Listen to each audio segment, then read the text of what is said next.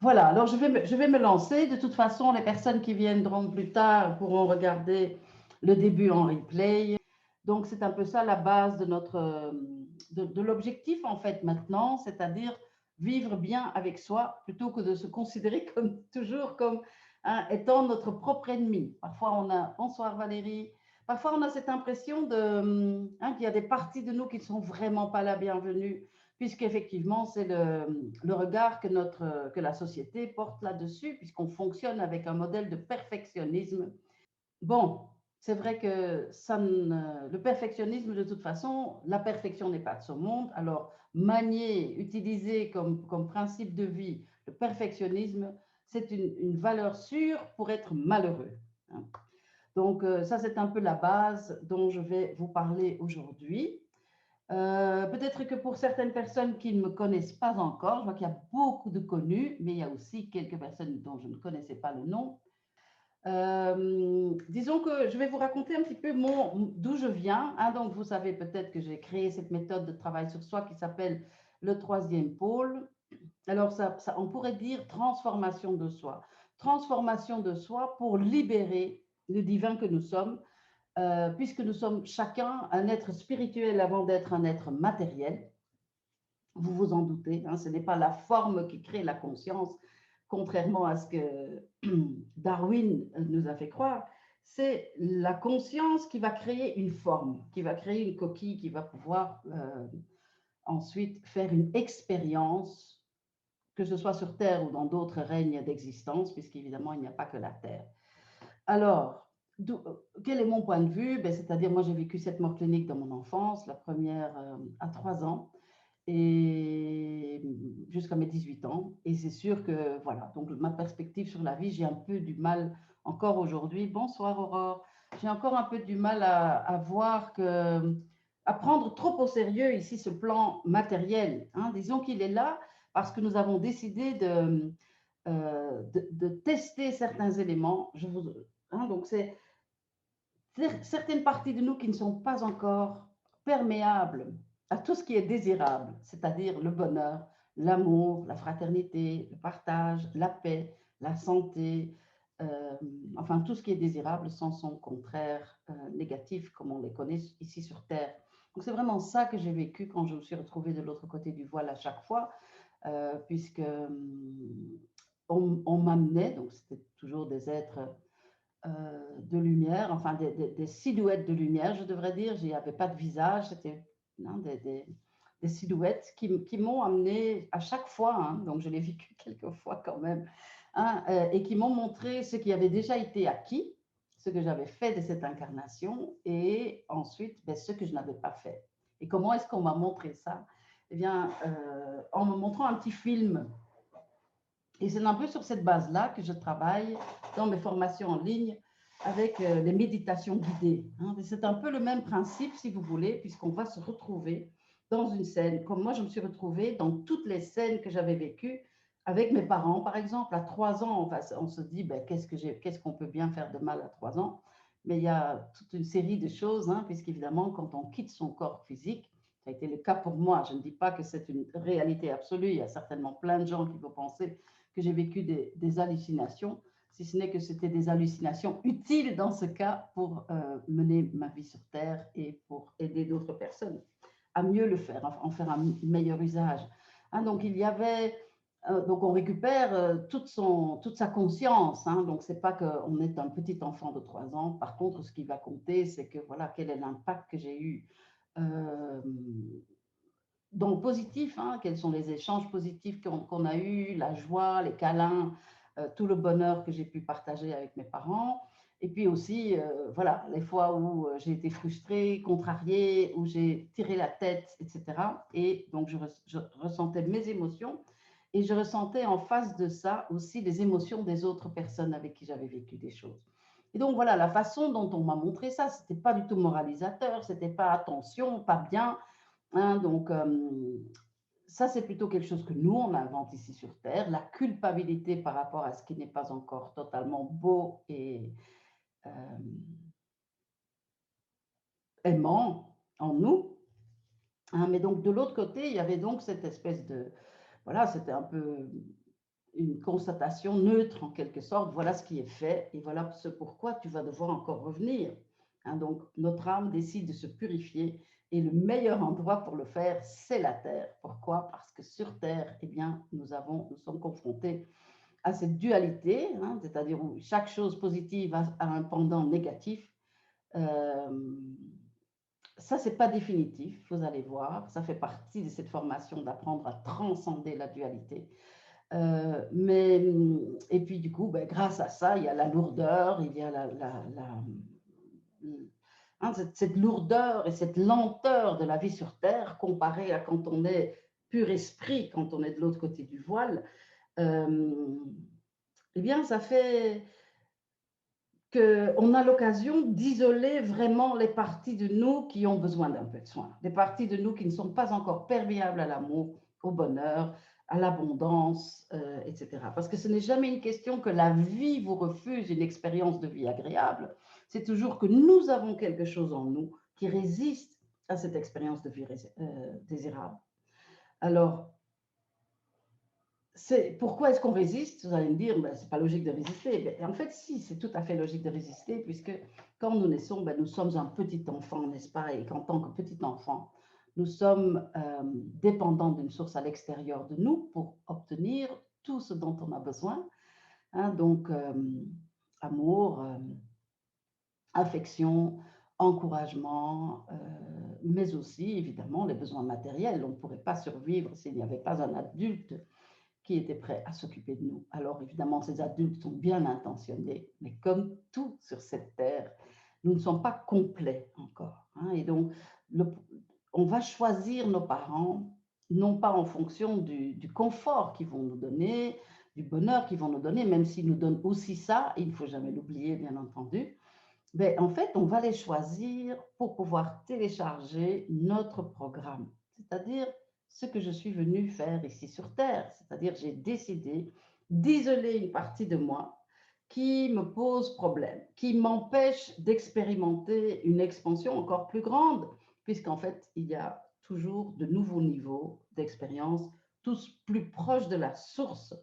Hein, cette source dont je fais partie, ce n'est pas du tout que la source est à l'extérieur de moi, je suis porteur de lumière, je viens sur Terre avec une lumière à déposer, avec une innovation, avec une amélioration, bien entendu. Mais en même temps, je viens aussi sur Terre pour apprendre quelques leçons. Et la seule façon de le faire, c'est d'être impacté négativement, hein, puisqu'on ne va pas se souvenir de tout ce qu'on a vécu dans toutes nos incarnations. Donc, c'est une grâce en fait, hein, de ne pas se souvenir, mais comment télécharger justement notre programme? Eh bien, c'est justement que nous allons avoir mal quand nous sommes petits. Et donc, dans quelles circonstances est-ce qu'on va avoir mal? Ça, ce sera différent pour chacun. Et donc, c'est tout à fait passionnant de découvrir que la conclusion qu'on va tirer suite au manque ou suite à l'imperfection de nos parents, au manque de ce qu'ils ont à me donner, par exemple, voilà, c'est pas contre moi. Hein. Donc, l'exemple que j'aime bien utiliser, c'est, imaginons que je suis un bébé, je nais dans une famille avec 9 enfants et que j'ai un réel besoin authentique d'attention spécifique pour moi, en tant qu'individu. Alors, c'est pas que mes parents ne veulent pas me donner ça, c'est juste que ça va être compliqué puisque vous êtes 9, quoi. Hein, donc, c'est ce genre d'impacts qui sont douloureux, mais qui paradoxalement, hein, nous, on visualise toujours qu'on voudrait la perfection, on voudrait la vivre, et pour ça, on pense devoir devenir parfait. C'est pas vraiment le bon modèle, en fait. C'est pas comme ça vraiment que ça fonctionne. Hein. C'est-à-dire que vous l'avez déjà constaté, hein, si vous regardez en arrière, il y a des choses qui vous ont beaucoup fait souffrir, mais en même temps, si on vous demandait, est-ce que vous seriez prêt à effacer complètement cette expérience-là, douloureuse de votre existence?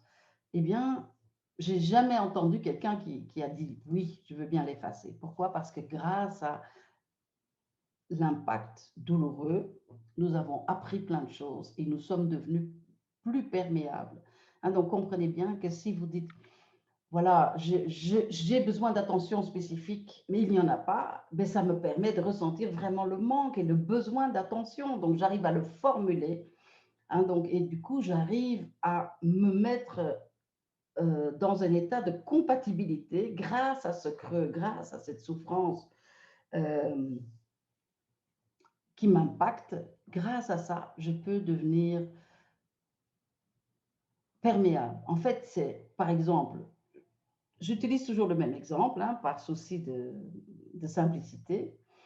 Donc, si je viens sur Terre avec un besoin d'avoir de l'attention spécifique, hein, c'est toujours que, et que je ne l'obtiens pas de la part de mes parents. Parce qu'évidemment, si mes parents étaient parfaits, qu'ils me donnaient tout ce dont j'avais besoin, ben, ok, ben, ce serait les vacances. Mais en fait, la sphère terrestre n'est pas une sphère de vacances, c'est une sphère d'apprentissage. Et donc, on peut en faire un très bon usage dans le fait qu'on va se rendre compte d'un manque, d'une imperfection, d'une impossibilité d'obtenir quelque chose dont nous avons pourtant très très envie, dont nous avons besoin même.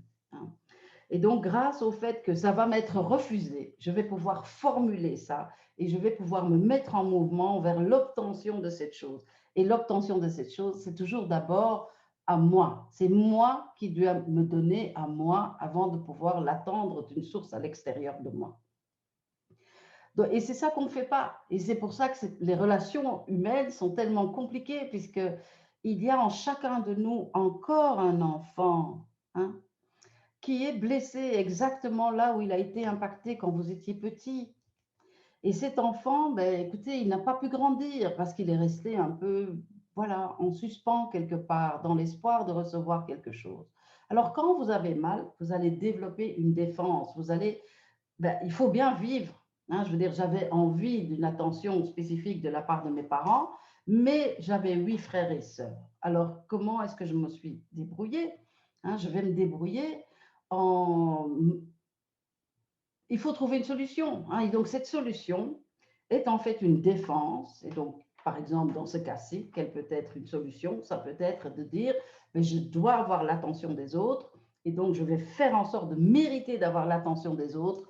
Et donc, ce sera presque comme une urgence, comme un besoin absolument, hein, comme une pulsion presque.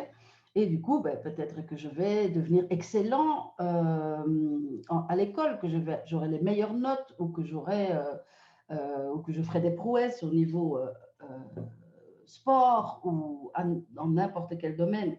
Ça, vous allez dire, ben, c'est quand même pas mauvais. C'est pas mauvais. C'est juste que si ça devient un besoin aveugle, il se pourrait très bien que cette personne qui a manqué d'attention spécifique quand elle était petite, qu'ensuite elle devienne ben, on va dire, accro à la prestation et au fait de devenir, de grimper les échelons, de gravir les échelons professionnels, par exemple, académiques d'abord et puis professionnels ensuite, mais sans tenir compte des autres. Hein, de se dire, OK, moi, ce qui compte maintenant, c'est d'avoir une grosse société, d'être reconnu partout, de gagner plein d'argent. Et à ce moment-là, cette insensibilité à sa propre souffrance du passé va faire que cette personne sera insensible à la souffrance de ses employés, par exemple, ou de ses ouvriers. Et donc, vous connaissez certainement des personnes comme ça. Il y a des hommes politiques dont c'est le cas. Donc, on a tous, absolument tous les êtres humains, eh bien, nous avons cette prise de conscience à faire. Et donc, c'est ensuite, grâce au fait qu'il y aura peut-être un de ses employés qui va se plaindre ou qui va peut-être même commettre un acte de désespoir, un suicide ou quelque chose comme ça, ou que sa femme va le quitter, par exemple, parce que justement, il ne donnera aucune attention à la vie de famille, puisqu'il sera toujours dans l'urgence de prester, de prouver sa valeur, etc. Eh bien, c'est grâce à la souffrance de son, qui sont en effet les dommages collatéraux, en fait, de sa décision de s'en sortir, qu'il va se rendre compte, c'est pas soit je suis en haut et puis du coup les autres, je suis obligé de les écraser. Ensuite, cette âme va découvrir qu'elle peut aussi continuer à aller vers l'excellence, mais tout en incluant l'amour, tout en incluant le respect. Et pour ça, on doit vivre quelques petites épreuves, pas des petites, parfois ce sont des grandes épreuves. Et tout dépend, en fait, on va décider de tout ça avant notre incarnation, où on va se dire, bah, tiens, quelles seraient les meilleures conditions pour apprendre la leçon? Et donc, dans le petit film dont je vous parlais tout à l'heure, hein, le film qui n'est pas vraiment un film, puisqu'on a du ressenti, j'entends, je suis dans ma propre peau, dans la peau de l'autre, et je ressens mon impact sur l'autre, l'impact de l'autre sur moi. Hein, donc, ce moment, moi, je l'ai vécu à chaque fois que je suis passée dans l'autre monde. C'est un bilan, quelque part, et en fait, c'est à ces moments-là, je sais dans quelle direction je dois orienter ma vie, une autre vie. Hein, une autre vie pour dire, OK, j'ai toujours pas pigé, en fait. C'est-à-dire, j'ai échoué à développer l'excellence alliée à l'amour. Parce qu'en fait, c'est toujours une question d'amour. Le seul objectif, le seul véritable objectif, c'est l'amour. Hein, et nous connaissons l'amour, parce que quand nous sommes dans notre monde, nous avons la satisfaction de tous nos besoins, nous avons une conscience totalement illimitée. Il suffit de se poser une question pour avoir instantanément la réponse. Vous pensez à un endroit, vous y trouvez instantanément. Vous le créez autour de vous quelque part. Hein. Donc nous sommes tous des dieux, des créateurs illimités, et nous créons autour de nous des mondes d'expérience. Et donc, voilà, ça peut être évidemment des mondes de bonheur, de partage, de jouissance, etc. Mais nous créons très souvent aussi des mondes de manque et d'hostilité. Voilà, donc tout dépend de tout ce qui est négatif, en fait, ou de certaines choses négatives. Hein. Pour que ce soit plus clair pour vous, à la fin de cette conférence, je vais vous donner, on fera une petite méditation guidée, de façon à ce que vous puissiez avoir un petit aperçu de qu'est-ce qu'il en est pour vous. Hein, donc, je vais vous mener tout doucement, pas à pas, dans un état de conscience légèrement modifié, de façon à ce que vous puissiez retrouver aussi un souvenir de votre enfance qui peut vous donner un exemple plus concret pour votre vie à vous particulièrement. Alors, donc vous voyez, le but de la vie sur Terre, c'est de connaître le bonheur, c'est-à-dire ces capacités créatives n'arrêtent pas, en fait, quand vous venez sur Terre. Vous restez le Dieu que vous êtes fondamentalement. J'espère que ce mot ne vous choque pas, hein, mais donc nous avons tous une étincelle divine au fond de nous, donc tous ensemble, nous formons la source. Hein, donc pas seulement nous les humains, mais tous les êtres qui existent, et aussi Hein, donc, quel que soit le règne, donc que ce soit minéral, végétal, animal, humain, angélique, etc. Donc, il y a plein d'autres niveaux d'existence aussi encore au-dessus de ça. Et voilà, nous pouvons être toutes ces choses, nous avons été toutes ces choses, puisque d'ailleurs les cellules qui sont les nôtres aujourd'hui, qui sont des unités de conscience quelque part, elles se sont agglomérées, non pas à partir de cet acte fondateur de l'acte sexuel entre nos parents, ça c'était pour notre coquille dans laquelle nous allons vivre, hein, c'est notre pyjama comme je viens de dire, même si c'est un pyjama extraordinaire et magnifique, quand vous pensez à la complexité d'un corps humain, eh bien vous pouvez vraiment être fier de vous parce que c'est vous qui avez créé ça. Donc vous le créez tel qu'il est, vous créez sa beauté et sa perfection, son bon fonctionnement, mais vous créez aussi son dysfonctionnement. Et donc c'est pourquoi est-ce qu'on choisit de s'incarner en tant qu'homme ou en tant que femme, pourquoi est-ce qu'on choisit de s'incarner blanc ou noir. Donc tout ça, ce sont des... Donc ici, en fait, le racisme est tellement ridicule, le racisme, le sexisme, puisque nous avons été tout et nous serons tout. Donc, c'est juste un déguisement momentané, en fait. Donc, mais il faut reconnaître que chaque déguisement, que chaque incarnation permet d'apprendre, de découvrir certaines facettes plutôt que d'autres. Donc, le but de la vie, c'est d'expérimenter. Pour pouvoir expérimenter, pour faire l'expérience, hein, donc vraiment de vivre intensément, eh bien, l'expérience, en fait, c'est vous avez le libre arbitre, bien entendu, donc ça veut dire que vous pouvez créer une vie de liberté, mais si ça vous plaît, vous pouvez créer une vie d'esclavage. Hein. Et donc tout ça, c'est à partir du moment où vous osez envisager d'être plus que simplement cette personne qui vit ici sur Terre pour le moment, eh bien vous allez retrouver un état d'être bien plus large et où tout a un sens. Et c'est vraiment de ce sens que j'aimerais vous parler aujourd'hui. Hein, donc, c'est qui est, évidemment, si on adopte le modèle de la dualité, on va se dire, je préfère être riche que pauvre, ou je préfère être belle plutôt que moche. Eh bien, vous pensez que c'est préférable, mais ça dépend de la leçon que vous avez décidé d'apprendre Donc, il faut se dire, il faut juste se féliciter et dire, voilà, j'ai créé exactement. Et aujourd'hui, je me trouve exactement dans les circonstances de vie qui me permettent de faire l'expérience que j'ai choisi de faire. Alors, nous choisissons délibérément, hein, avec la partie de nous qui est consciente, hein, mais malheureusement, il y a des parties de nous dont nous ne sommes pas conscients et qui sont tout aussi créatives que nous le sommes dans notre conscience habituelle. Et à la limite, je devrais même dire que plus un élément en vous est inconscient, plus il aura de pouvoir. Hein. C'est ça en fait, c'est-à-dire ce qui n'est pas conscient peut agir à sa guise en fait. Hein. Donc on va attirer à nous une expérience de vie à partir de ce qu'on veut, mais sans oublier que pendant que vous avez par exemple envie d'être en couple, d'avoir une relation homme debout, femme debout, ben, il y aura peut-être un enfant en vous qui, lui, ne l'entend pas de cette oreille, qui a un enfant blessé, qui se sent abandonné, et cet enfant blessé va toujours avoir un versant sombre. Moi, je l'appelle Chucky, hein, donc je ne sais pas si vous connaissez c'est un film d'horreur, et je trouve que Chucky, ça correspond bien, puisqu'il y a un enfant qui va chercher à réparer la blessure du passé, et qui va exiger de la part d'un monde extérieur de l'obtenir encore. Donc là où cet enfant a l'impression d'avoir perdu, il va tenter de gagner. Donc il va recréer la scène. Je ne sais pas si vous avez déjà constaté qu'il y a certains événements dans votre vie qui reviennent régulièrement, qui se reposent régulièrement. Donc, il est utile, en tout cas, de savoir quelle a été la blessure, quelle a été la défense que j'ai postulée, que j'ai formulée pour essayer d'avoir moins mal. Donc, j'ai bien fait de faire ça, bien entendu, puisqu'il fallait quand même que je survive. Mais ce qui m'a sauvé la vie en étant petite peut en fait maintenir mes blessures ouvertes quand je suis adulte. Et c'est d'ailleurs souvent le cas.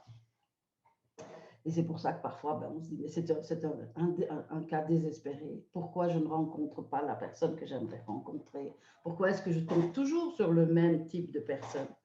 Hein, et que du coup, ça me semble comme si le couple était impensable. Alors qu'en fait, oui, c'est juste que c'est un enfant en vous qui a le contrôle de la relation amoureuse en vous. Hein.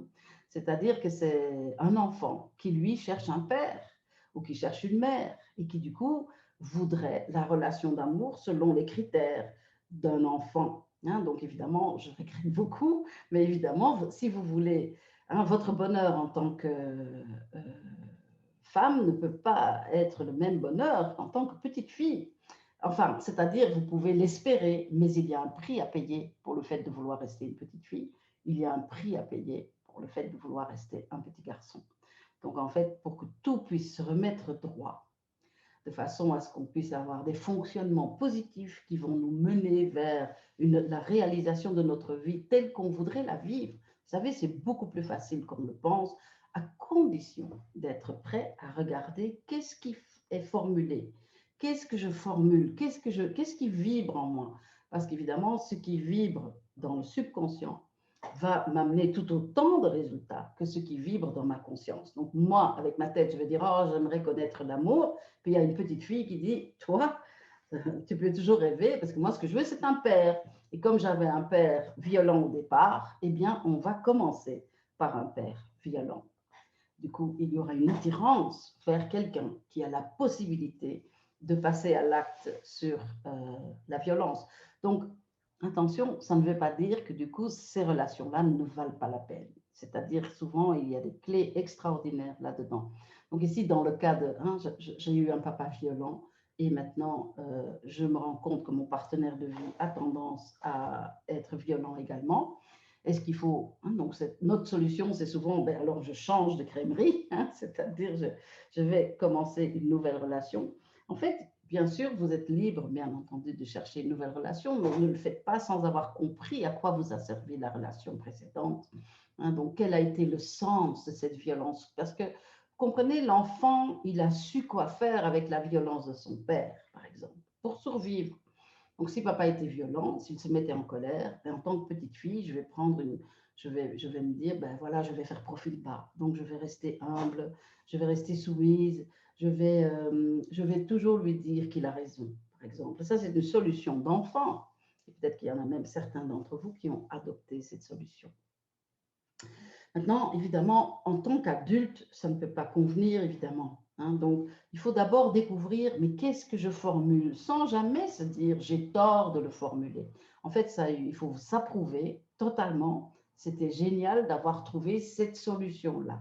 Mais aujourd'hui, le fait que je sais quoi faire avec la violence peut faire que aujourd'hui encore, je vais attirer la violence dans ma vie puisque je sais comment la maîtriser, je sais comment la gérer. Après, avec ma tête, je vais dire, mais comment c'est possible que tous les hommes sont violents? Et puis du coup, ben, je peux même tirer une conclusion là-dessus et dire et postuler ouvertement, moi je sais comment sont les hommes, ils sont violents. Il existe toute une myriade d'autres possibilités. Et c'est ça qu'on vient faire ici, c'est de changer d'avis sur quelque chose. Par exemple, si j'imagine qu'il n'y a que la violence qui est possible entre un homme et une femme, eh bien, le travail que je vais faire sur moi, la confrontation de ces parties de moi, hein, et le fait de rassurer mon enfant intérieur et de le mettre à l'abri de cette violence, par exemple, eh bien, ça, ce sera donc une œuvre que je fais pour mon évolution. C'est-à-dire, donc, je m'incarne en pensant qu'il y a de la violence et quand je quitte la Terre, j'aurai réglé ça et je vivrai sans violence parce que j'aurais appris comment, j'aurais reconnu que j'ai une partie de moi qui cherche cette violence pour pouvoir la maîtriser par la suite. Vous voyez? Donc, qu'est-ce que ça mange, hein? C'est toujours ça. C'est quand vous achetez un Doberman pour vous défendre, eh bien, il va falloir le nourrir. Et donc, comprenez bien qu'une image comme celle-là, hein, une formulation, quelque chose qu'on va consciemment créer comme ça, dire « Ah, j'ai compris comment ça marche hein, ». Quand il y a de la violence, il faut faire profil bas, par exemple. Eh bien, votre expérience de vie va continuer à se conformer à ce que vous formulez. Par contre, si vous dites « Attends, je le crois, effectivement, je l'ai constaté, effectivement, mais est-ce que ça m'arrange de vivre ça ?» Et à partir du moment où vous vous rendez compte que vous n'avez pas envie de vivre ça, en fait, à ce moment-là, il y a vraiment des choses à faire pour ne plus le vivre, en fait. Mais donc, la dissolution doit se faire à l'intérieur de nous.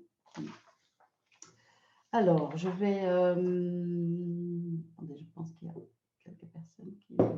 Je vais regarder les commentaires. Bon, les questions personnelles, si vous permettez, je vais plutôt je vais répondre à vos questions à la fin de la conférence. Je vais d'abord passer par ces principes. Hein. Donc, il y a quelques principes dont il faut tenir compte pour pouvoir mieux vivre. Hein. Et donc, mieux vivre avec les autres commence toujours par le fait de mieux vivre avec soi. Et pour mieux vivre avec soi, ben, il faut déjà être au courant de ce qui existe, d'accepter ce qui existe, hein, plutôt que de détourner le regard de ce qui existe. Et donc, la meilleure façon de le faire, c'est d'être à l'écoute de ce que nous ressentons. Alors, donc comprendre les difficultés de votre enfant, ça c'est ce que je viens de vous expliquer. Donc, il y a 10 principes. Ben, c'est sûr que c'est nous maintenant qui sommes le bon parent de notre enfant intérieur. Hein. Donc, une fois qu'on est adulte, ben, on ne peut plus être sauvé par quelqu'un à l'extérieur de nous. Hein. Donc, c'est-à-dire tout ce que je dois obtenir dans ma vie, c'est important de le comprendre, même quand il est encore communément admis que voilà, l'autre est censé me rendre heureux et moi, je suis censée me rendre heureuse. Mais est-ce que ça marche réellement? Hein, donc ça, c'est plus ce qui est formulé à partir de l'enfant que nous avons été et ça ne marche pas en fait. Hein, donc, c'est-à-dire que vous êtes responsable de votre bonheur, mais vous pouvez très bien aller dans la direction de votre bonheur sans en faire un pied de nez à l'autre. Ça, c'est alors dans la dualité, on aura alors tendance à faire ça, de dire « Ah, maintenant je vais m'occuper de moi, alors tu te prépareras ton petit repas tout seul. » Donc, ce n'est pas trop ça en fait. Hein. Donc, c'est toujours trouver ce point d'union qui existe au fond de nous, mais au-delà de la dualité, ou plutôt en amont de la dualité, puisque nous connaissons la bonne version de la chose, de n'importe quelle situation. Donc la version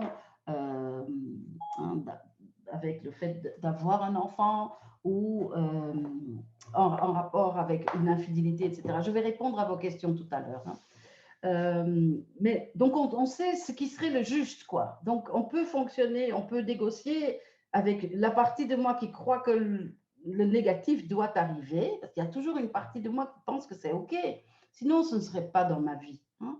Donc maintenant, ce qu'il faut qu'on fasse, c'est d'aller découvrir pour quelle partie de nous c'est acceptable de vivre ce qui, pour votre tête, pour votre conscience habituelle, est totalement inacceptable. Donc c'est ça le travail que nous allons faire, hein, d'aller retrouver justement. C'est souvent un enfant. Hein, c'est un enfant en nous qui a cru que c'était comme ça que ça fonctionnait. Et vous pouvez aujourd'hui devenir le bon parent de votre enfant intérieur, c'est-à-dire en touchant à vos blessures d'enfance, en comprenant le sens, en comprenant surtout qu'est-ce que vous avez tiré de cela. Parce qu'en fait, chaque blessure, hein, donc c'est, j'arrive sur Terre en me disant, en me souvenant de toute la beauté, de toute la perfection qui existe de l'autre côté du voile, et puis j'arrive ici et je me dis, ça va être pareil. Hein. Sauf qu'évidemment, on arrive sur Terre et il y a pénurie de beaucoup de choses. Hein. La Terre n'est pas terminée. D'ailleurs, c'est nous qui venons l'accomplir, qui venons la perfectionner en quelque sorte, mais pas dans le sens du perfectionnisme, plutôt que dans le sens d'améliorer les éléments qui méritent d'être modifiés. Et ça, ça c'est le cadeau qu'on vient apporter à la Terre, hein, ça c'est certain. Mais c'est souvent caché derrière les endroits où nous avons le plus du mal et où vraiment on ne s'en sort pas, quoi, avec nos émotions. Et c'est dans notre vie émotionnelle qu'on peut le découvrir. Donc, ça c'est donc les défis de notre incarnation, c'est de découvrir que justement, suite au fait d'avoir eu mal, j'ai formulé une défense. Cette défense, elle était juste à un moment donné, mais elle n'est plus juste maintenant. Hein. Donc, il faut découvrir de quoi il s'agit. Comment est-ce que, par exemple, dans le cas que j'ai expliqué tout à l'heure, ici, la personne qui dit, ben voilà, je dois vivre avec de la violence, et la seule solution que j'ai face à de la violence, c'est de me faire profil bas ou de me coucher ou de rester dans l'apaisement de l'ombre de l'autre, de la négativité de l'autre. Eh bien, en fait, à ce moment-là, je me fais du mal à moi et je fais aussi du mal à l'autre, puisque dans le fait de ne pas avoir compris comment gérer la positivité, comment mettre la positivité au centre, parce que je pense ne pas y avoir droit, c'est de là que ça vient, en fait. C'est que je pense ne pas y avoir droit. Je n'étais pas quelqu'un d'assez bien. Je n'étais pas une assez bonne petite fille quand j'étais petite. Je n'ai pas su plaire à mon papa. Je n'ai pas su convenir à ma maman. Hein.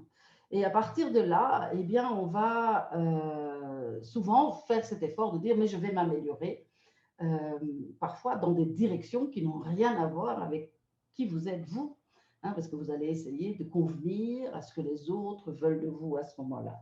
Donc là, ça semble positif, mais en fait, ça va créer plus de malheur. Donc en fait, vos défenses, comme dans ce cas-ci, l'apaisement, va créer plus de malheur, puisque vous allez de plus en plus malheureux, de plus en plus petite, de plus en plus à l'étroit dans votre relation de couple, par exemple.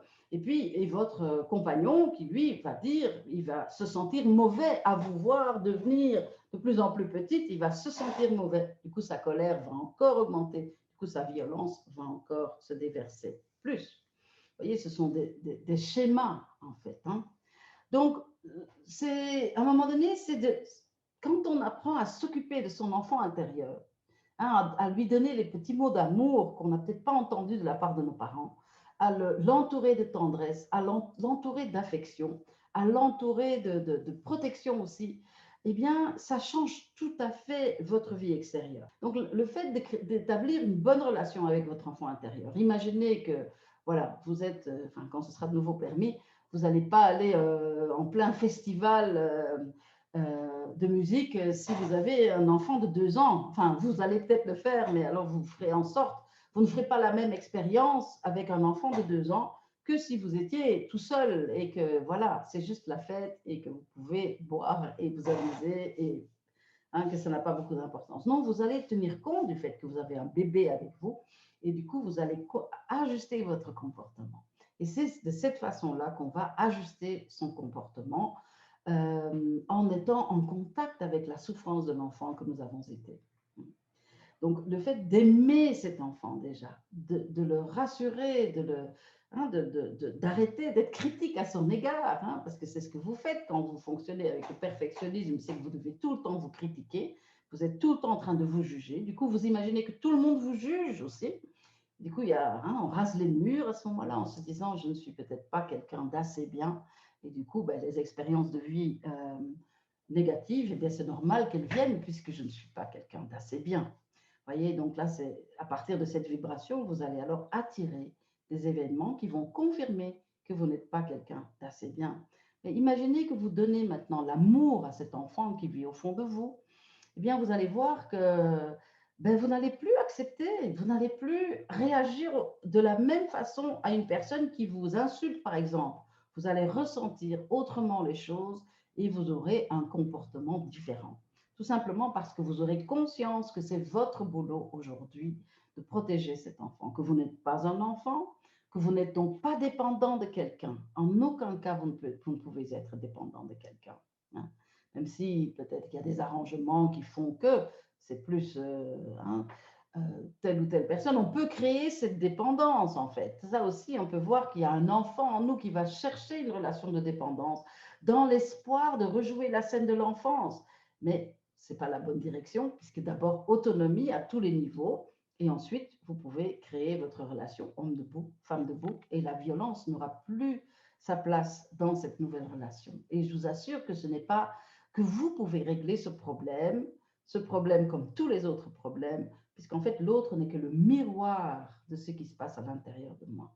Et comme il faut être deux pour danser le tango, si moi j'arrête de danser dans « je dois te plaire à tout prix », eh bien l'autre aussi, il ne peut plus alors dire « mais tu dois me plaire à tout prix ». Donc tout ce qui vous est renvoyé par une source à l'extérieur de vous, dites-vous que c'est une voix qui existe en vous. Donc dites « qu'est-ce que j'entends là ?» L'autre me dit ça, qu'est-ce que j'en pense?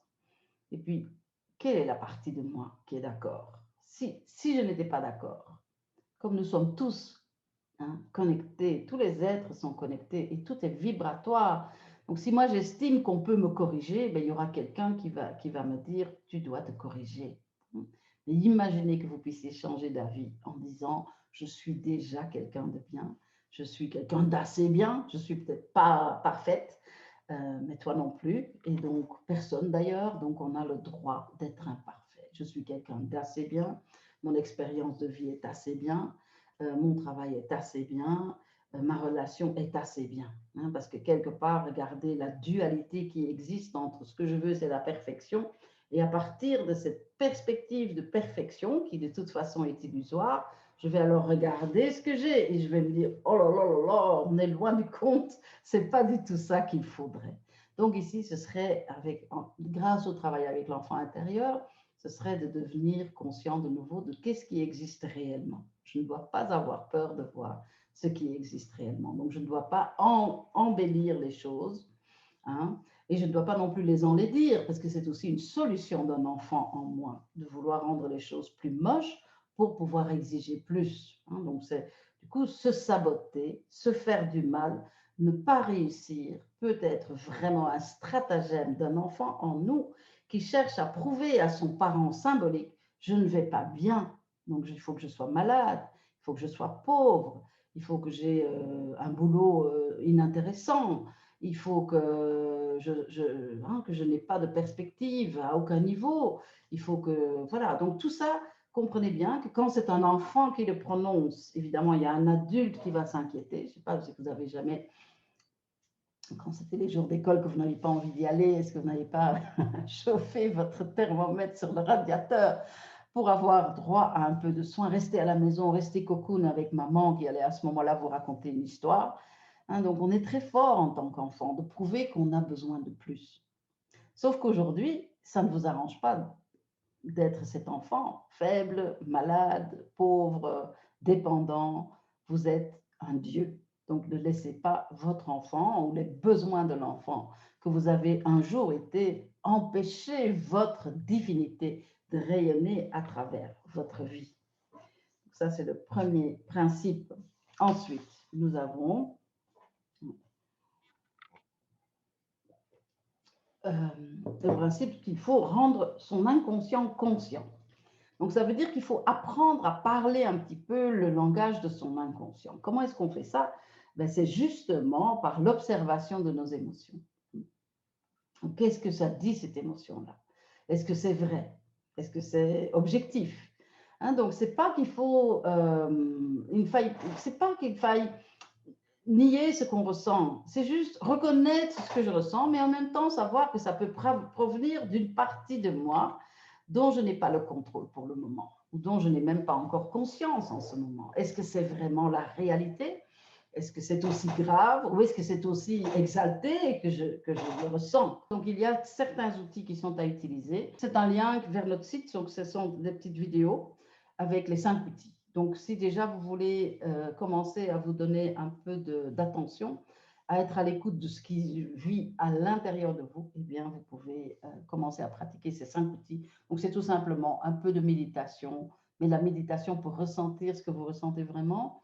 Il y a le journal des émotions où on va écrire ce qu'on ressent. Hein, donc, ce n'est pas un journal intime, mais donc simplement une comptabilité de nos émotions.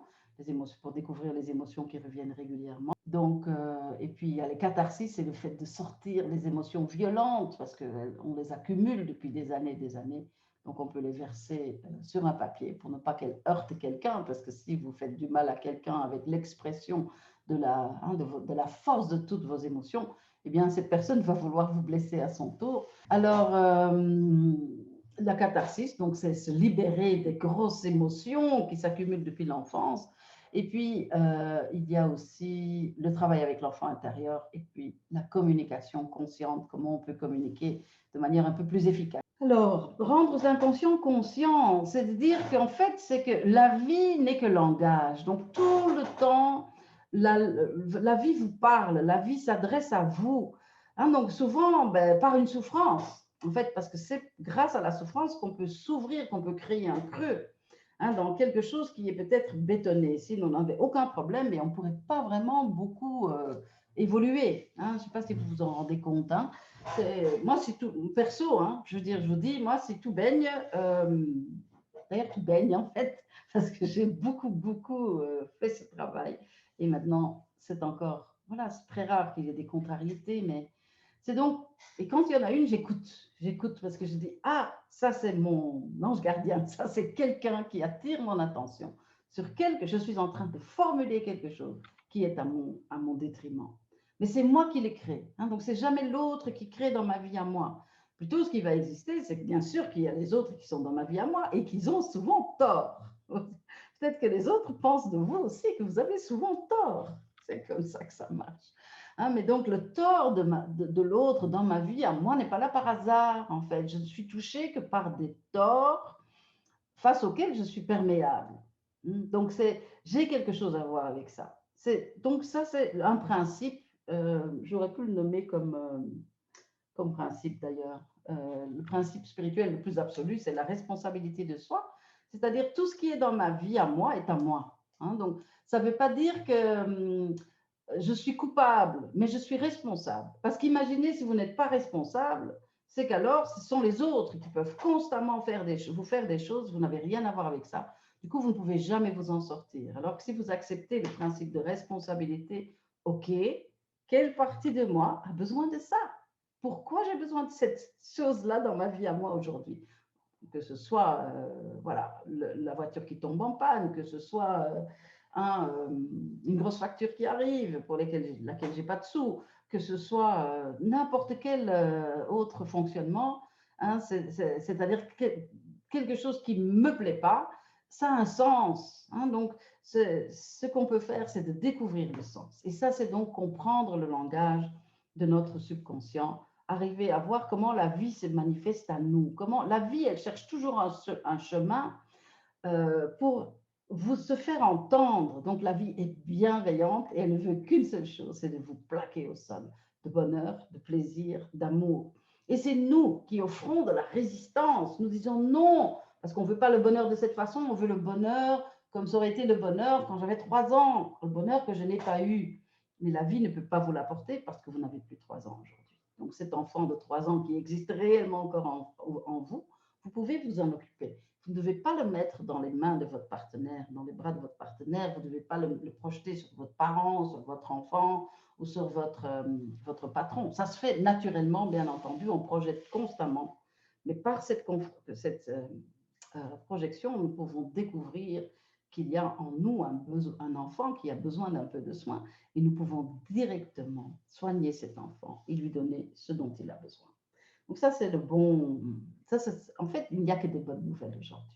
Si vous pouvez, si vous n'êtes pas allergique au principe de la responsabilité de soi, eh bien, vous allez voir en fait que tout vous parle constamment. Votre corps qui va mal, votre épuisement, hein, la crise actuelle est une très belle messagère.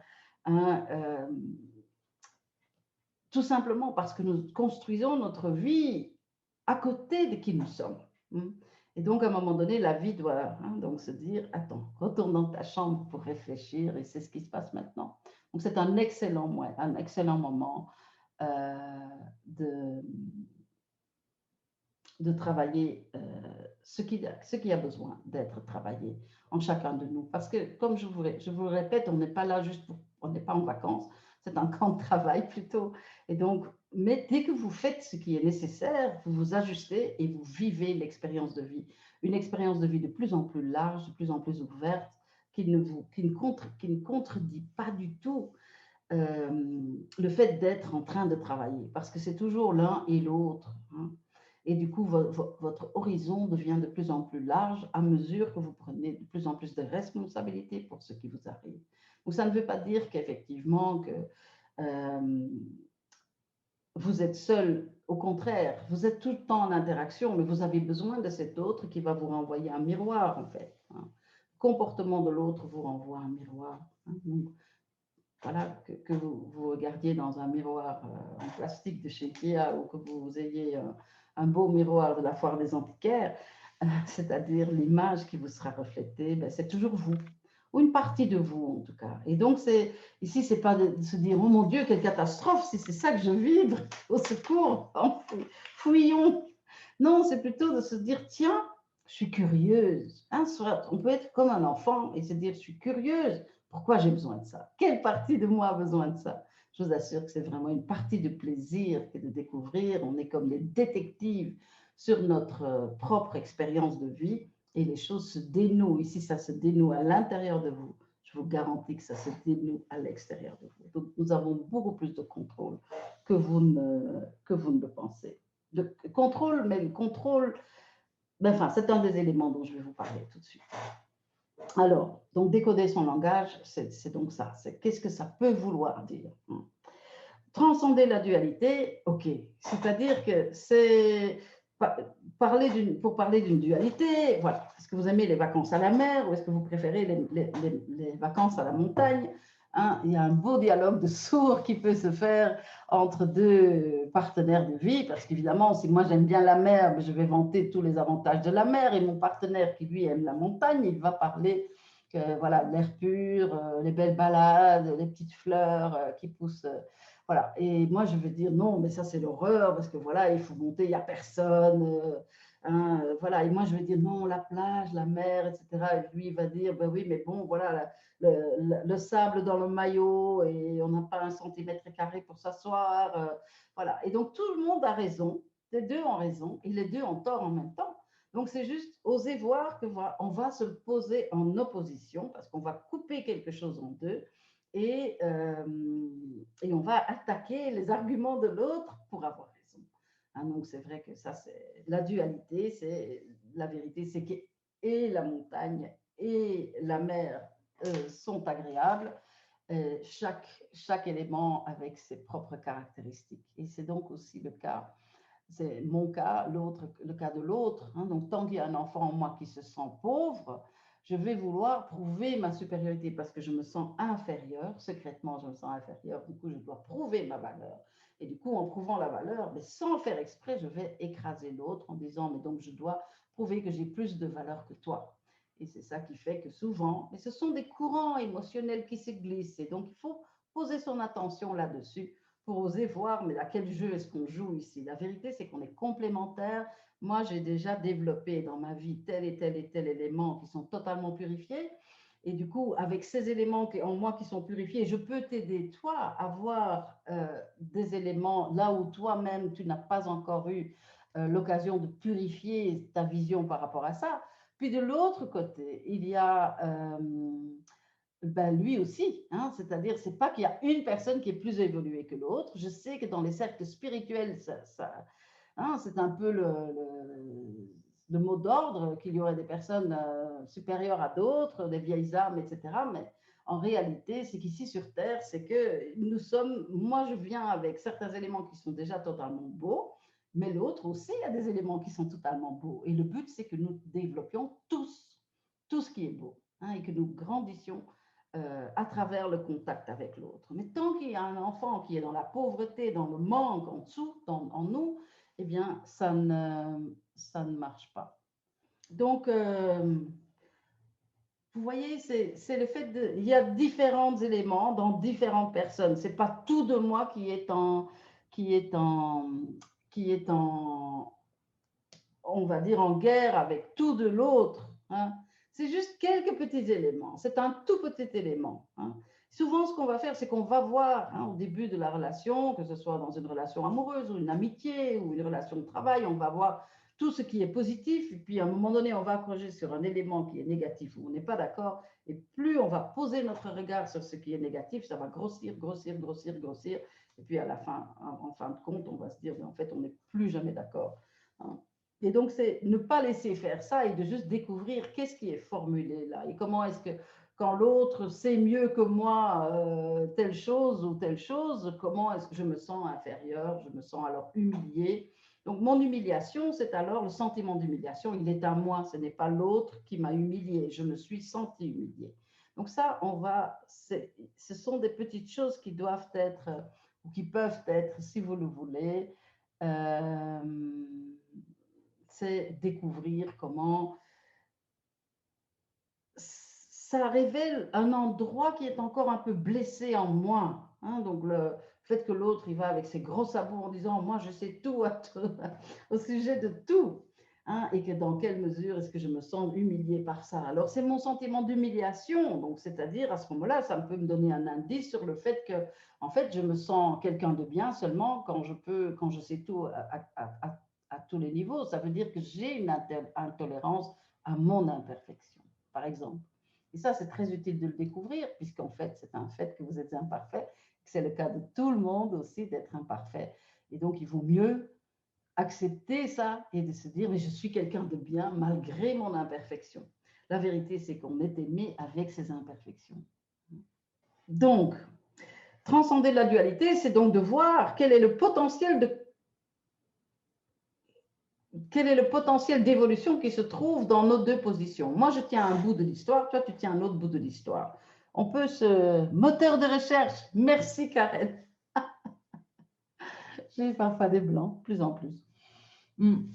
Disons que, vous voyez, il y a quelque chose en moi qui veut grandir, il y a quelque chose en l'autre qui veut grandir. Mais si je pars de l'idée que nous sommes des adversaires pour donc pour une prime ou pour voilà, une récompense qui doit venir de l'extérieur de moi, bien à ce moment-là, je vais me trouver face à un ennemi. Et ma vie avec l'autre sera alors pénible, alors que c'est juste un enfant en moi qui, à travers ces échanges avec cette personne, me permet de récupérer une partie de moi dont je ne savais pas qu'elle existait, dont je ne savais pas qu'elle avait besoin d'un peu de soin.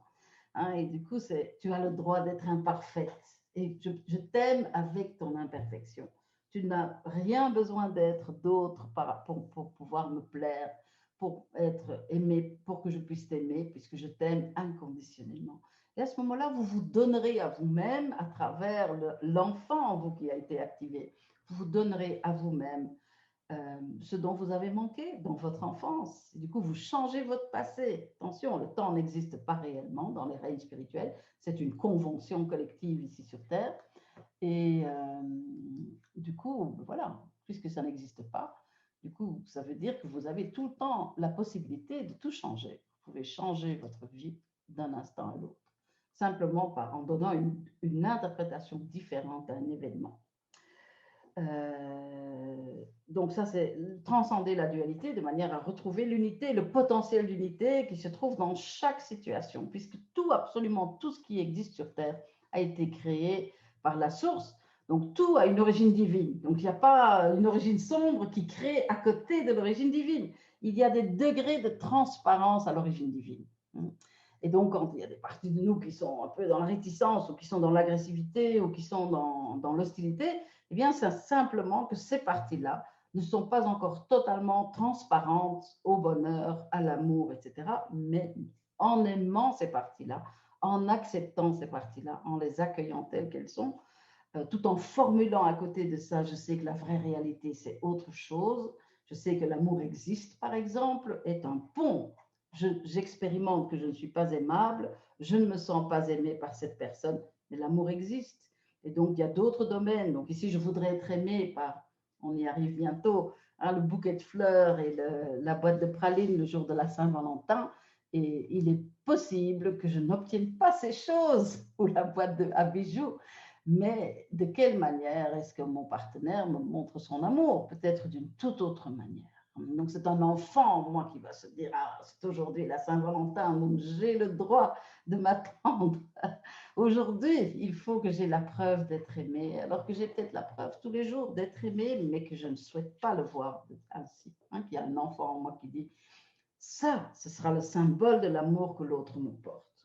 Et du coup, je vais plus faciliter alors la pauvreté plutôt que la richesse qui existe déjà. Donc, c'est vrai qu'il y a et pauvreté et richesse, mais l'enfant qui se sent inassouvi au fond de moi va plus me montrer ce que je n'ai pas encore.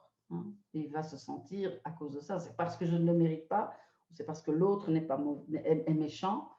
Ou voilà, du coup, vous voyez, ça va alors vers, c'est un poignard que je m'enfonce et c'est un poignard que j'enfonce dans le cœur de l'autre, alors que nous sommes tous comme nous sommes et nous ne pourrions pas être autrement aujourd'hui même, même si nous pouvons bien entendu nous mettre en mouvement vers la transformation de quelques éléments.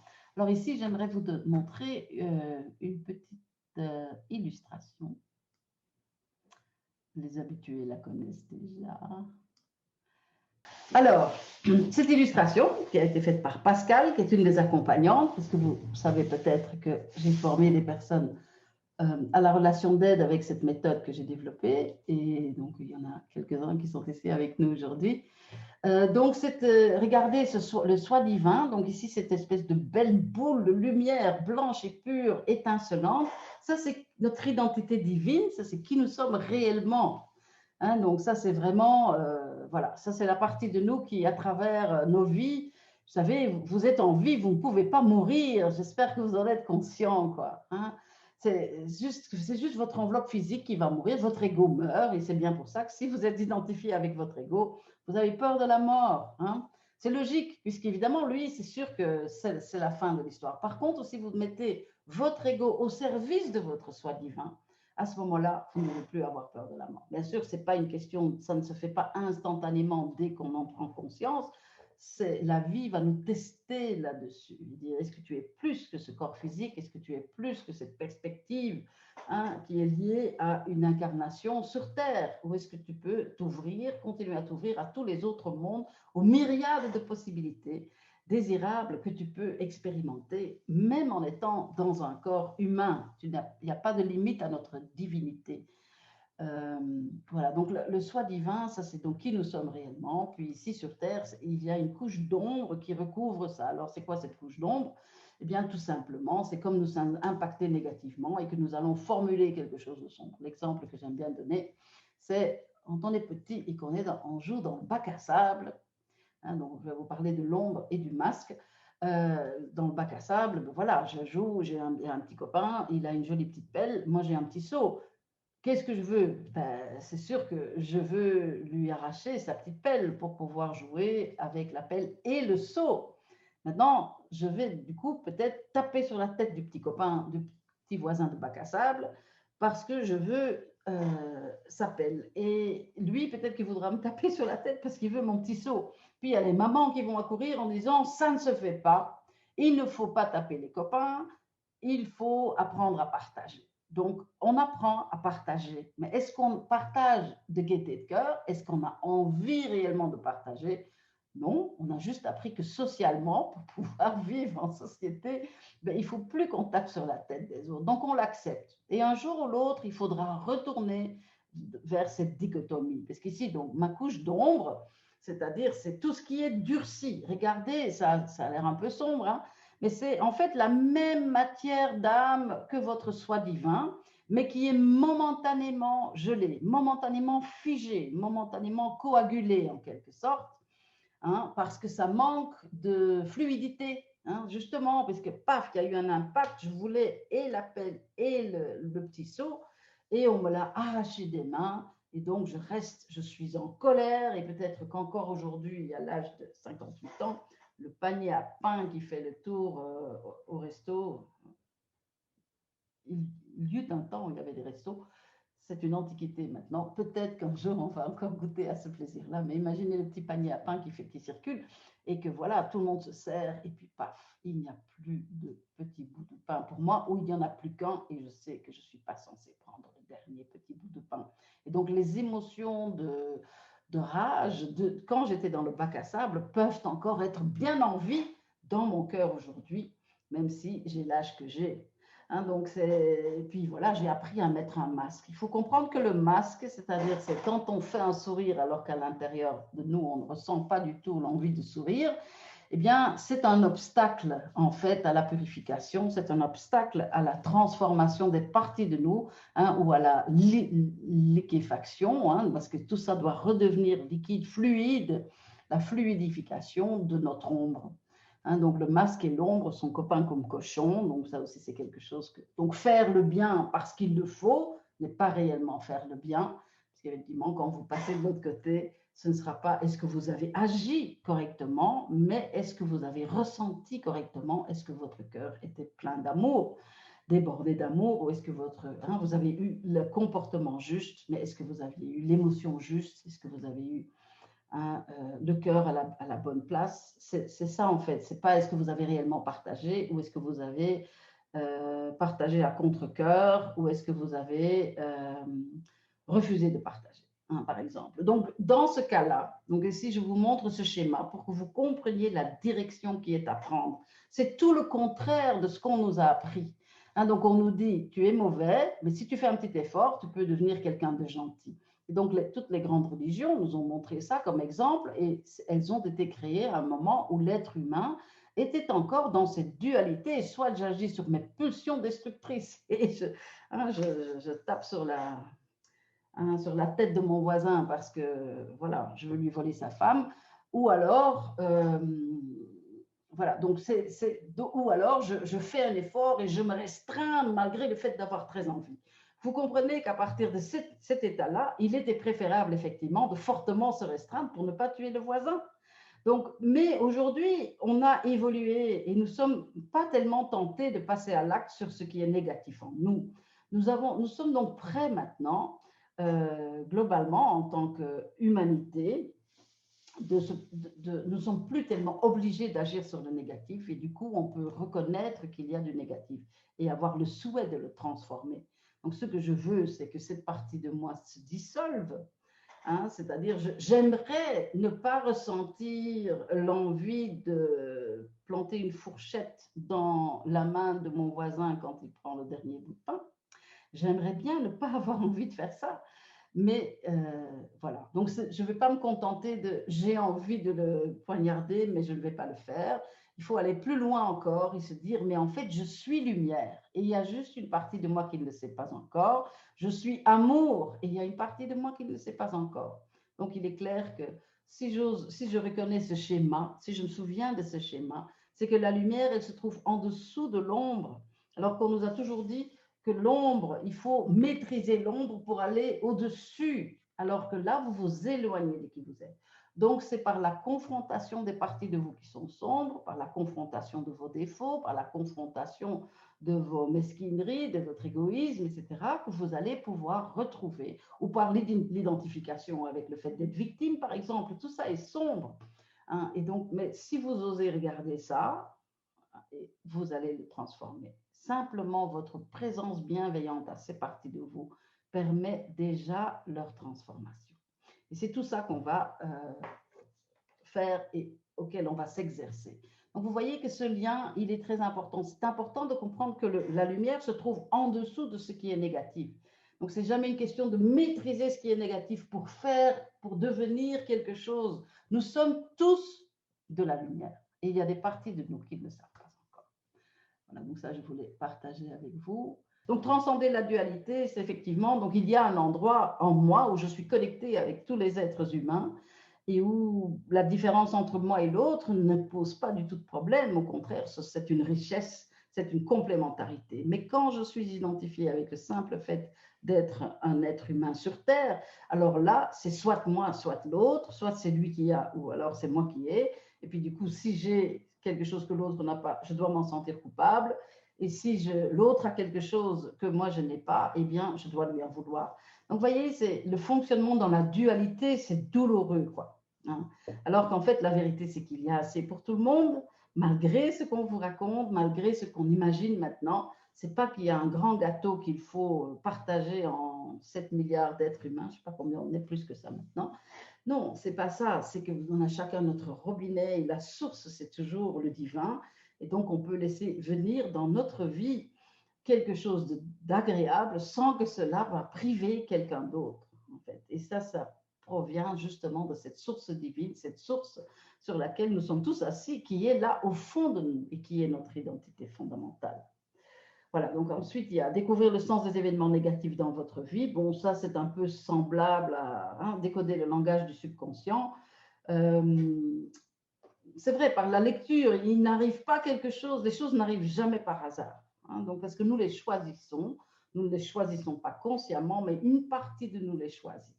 Et c'est-à-dire l'image que je voudrais donner là-dessus, c'est imaginer que vous êtes, vous souvenez quelque part que vous avez, dans votre grenier, vous avez caché des lingots d'or. Donc, vous savez que, attends, je sais que j'en ai eu, j'ai dû les cacher quelque part. Du coup, vous montez dans votre grenier, vous savez, ils doivent être là quelque part dans le fond du grenier, etc. Vous avancez et pas, vous tombez, vous vous faites mal. Vous vous cognez, vous vous faites mal. Encore une fois, vous y retournez, vous vous cognez, vous vous faites mal. Vous vous dites, mais enfin, quoi, qui est celui qui veut m'empêcher d'avoir accès aux lingots d'or, à mes lingots d'or? Mes lingots d'or est ici un symbole pour le bonheur, pour tout ce qui est désirable. Mais en fait, donc, je vais tomber sur le meuble. Je vais tomber, en fait, j'ai mis un meuble là, mais tant que je n'allume pas la lumière, je ne peux pas voir que j'ai mis un meuble qui cache mes lingots d'or. Donc la vie fonctionne de la même façon. Quand vous formulez, j'ai envie de quelque chose de désirable, j'ai envie de bonheur, j'ai envie de changer de métier, j'ai envie d'une relation de couple, j'ai envie de me sentir libre, j'ai envie d'avoir un rapport positif avec mes enfants, j'ai envie, peu importe les envies que nous avons, et qu'au lieu d'obtenir ça, le fait de formuler votre désir va faire qu'il y a d'abord l'obstacle. Donc c'est comme si vous êtes magnétique à vos lingots d'or. Donc, ce n'est pas qu'on vous refuse la satisfaction de votre désir, mais il y a un obstacle. Et vous avez mis en place cet obstacle. Donc, c'est pour ça que parfois, quand on va vers un désir et qu'on voit que ça ne marche pas du tout, malgré le fait que je suis très claire sur ce que je veux, c'est qu'ensuite, la vie vous montre autre chose. Et cette autre chose, c'est la symbolisation, quelque part, de ce que vous avez mis en place, de ce que vous avez mis en place qui va vous empêcher d'avoir la satisfaction légitime de votre désir, car tous les désirs sont permis, honnêtement. Et bien sûr, il y a des désirs qui vont être au détriment de l'autre, et ceux-là, ça va être difficile de se sentir bien en l'obtenant. La vérité, c'est que si vous fonctionnez avec la non-dualité, à ce moment-là, ce n'est pas soit moi, soit l'autre, c'est et moi et l'autre. Et l'autre n'est peut-être pas prêt pour cette satisfaction-là, et moi, je suis prête pour cette satisfaction. Et du coup, ça peut venir vers moi, mais il faut d'abord que je bouge mon meuble. Donc, c'est ça. Donc, ici, le travail que nous faisons ensemble, c'est en fait d'allumer la lumière pour voir quel est le meuble. Il y a eu du sens, il y a eu un sens à un moment donné de cacher les lingots d'or par le meuble. Mais aujourd'hui, vous pouvez déménager le meuble. Mais pour ça, il faut d'abord allumer la lumière. Et c'est ça, le principe de découvrir le sens des événements négatifs dans votre vie, c'est d'apprendre à bouger les meubles. Alors, vivre autrement vos relations avec les autres. Les autres sont votre miroir, j'en ai parlé tout à l'heure. Donc, vos échanges positifs vous reflètent ce qui est déjà beau et libéré en vous. Et les échanges qui sont moins positifs nous offrent l'opportunité de régler un conflit intérieur. Donc là, le conflit intérieur, ce serait quoi, par exemple? C'est effectivement le fait de me dire que, voilà, attendez, je vais trouver un autre exemple.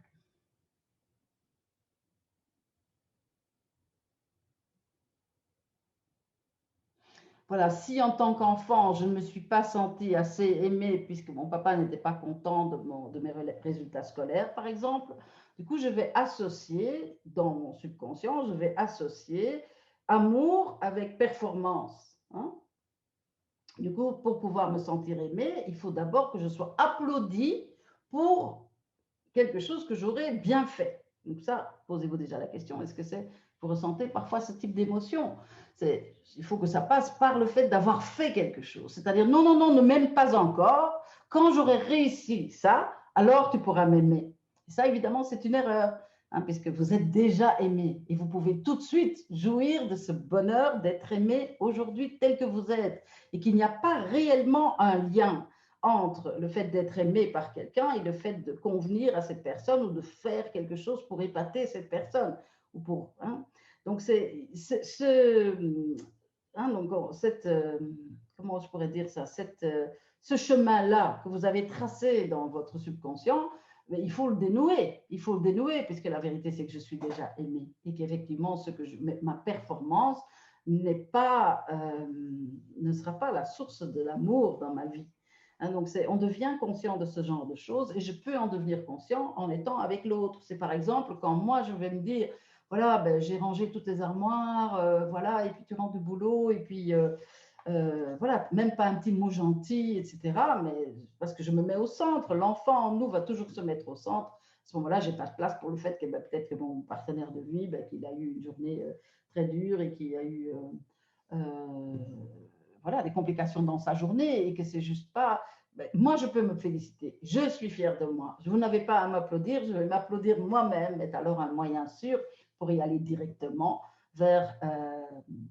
Moi, je m'aime, je deviens perméable à l'amour de l'autre. Mais donc, le fait que je vais avoir une émotion négative quand l'autre ne va pas dire waouh, c'est extraordinaire, t'as rangé toute la maison, eh bien, ça, ce sera un signe pour moi de me dire en fait, pourquoi est-ce que j'ai besoin de son approbation, hein? Donc, quand l'autre vous fait vivre une émotion, c'est toujours qu'il y a une partie de vous qui est d'accord avec ça, hein, ça. Vous le formulez d'abord avant de le voir apparaître dans votre expérience de vie par le miroir que vous offre l'autre. Donc, soyons juste curieux et partons à la recherche de ce qui est là, de qu'est-ce que l'autre me balance là, pourquoi je ne suis pas du tout satisfaite de sa réaction. Mon émotion, c'est voilà, je suis découragée, ça ne sert à rien, etc. Du coup, je vais me rendre compte que j'ai un conflit à l'intérieur de moi. Le conflit étant, soit je peux jouir de l'amour tout de suite et du bonheur tout de suite, soit j'estime que pas de bonheur et pas d'amour avant d'être reconnu pour les efforts que j'ai faits. Donc ça, c'est une dualité. Donc c'est une partie de moi sait que j'aimerais connaître l'amour tout de suite, une autre partie de moi pense qu'il faut d'abord passer par l'approbation de l'autre sur une action que j'aurais posée. Ça semble peut-être un peu technique, hein, mais c'est très naturel une fois que vous commencez à le pratiquer. Alors, devenir le maître de votre vie par le lâcher prise, ça c'est notre 6e principe. Alors, c'est vrai on a envie on veut diriger, hein, parce que comment est-ce qu'on veut diriger? Ben, souvent par le fait de formuler ce qui pourrait aller de travers. Donc, c'est pas qu'on va dire j'ai envie d'aller là, c'est qu'on va dire il faut surtout pas aller là. Hein, du coup, on va vivre notre vie avec une peur du déficit, une peur du manque, une peur de ce qui peut aller de travers. Effectivement, ça vient de notre enfance parce qu'effectivement, il y avait des choses qui allaient de travers. Là où on espérait juste un gros câlin, on avait fait quelque chose qui a fait que nos parents nous ont hurlé dessus. Et du coup, après, on a appris à essayer de limiter les dégâts par le contrôle. Comprenez bien que le contrôle n'est pas compatible avec le divin. Puisque ce que nous allons vouloir vivre, le divin que nous sommes, hein, bien entendu, pas le divin à l'extérieur de nous. Pourquoi? Parce que si vous voulez contrôler quelque chose, c'est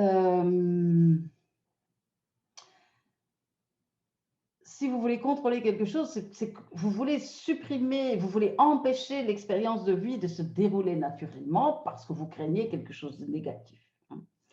Donc, le fait de fonctionner à partir de la crainte du négatif, évidemment, ici, votre mental, ici sur Terre, il n'est pas compatible avec il ne sait même pas formuler tout ce qui pourrait aller de bien. Donc, il va juste vouloir éviter ce qui peut aller de mal. Hein. Et du coup, là, on va se limiter de plus en plus. Et là où la vie est en fait une rivière qui vous amène tout doucement, vous pouvez juste être tranquillos peinard et être flotter sur le dos parce que cette rivière est bienveillante et vous amène vers plus de bonheur, plus de plaisir et plus d'amour.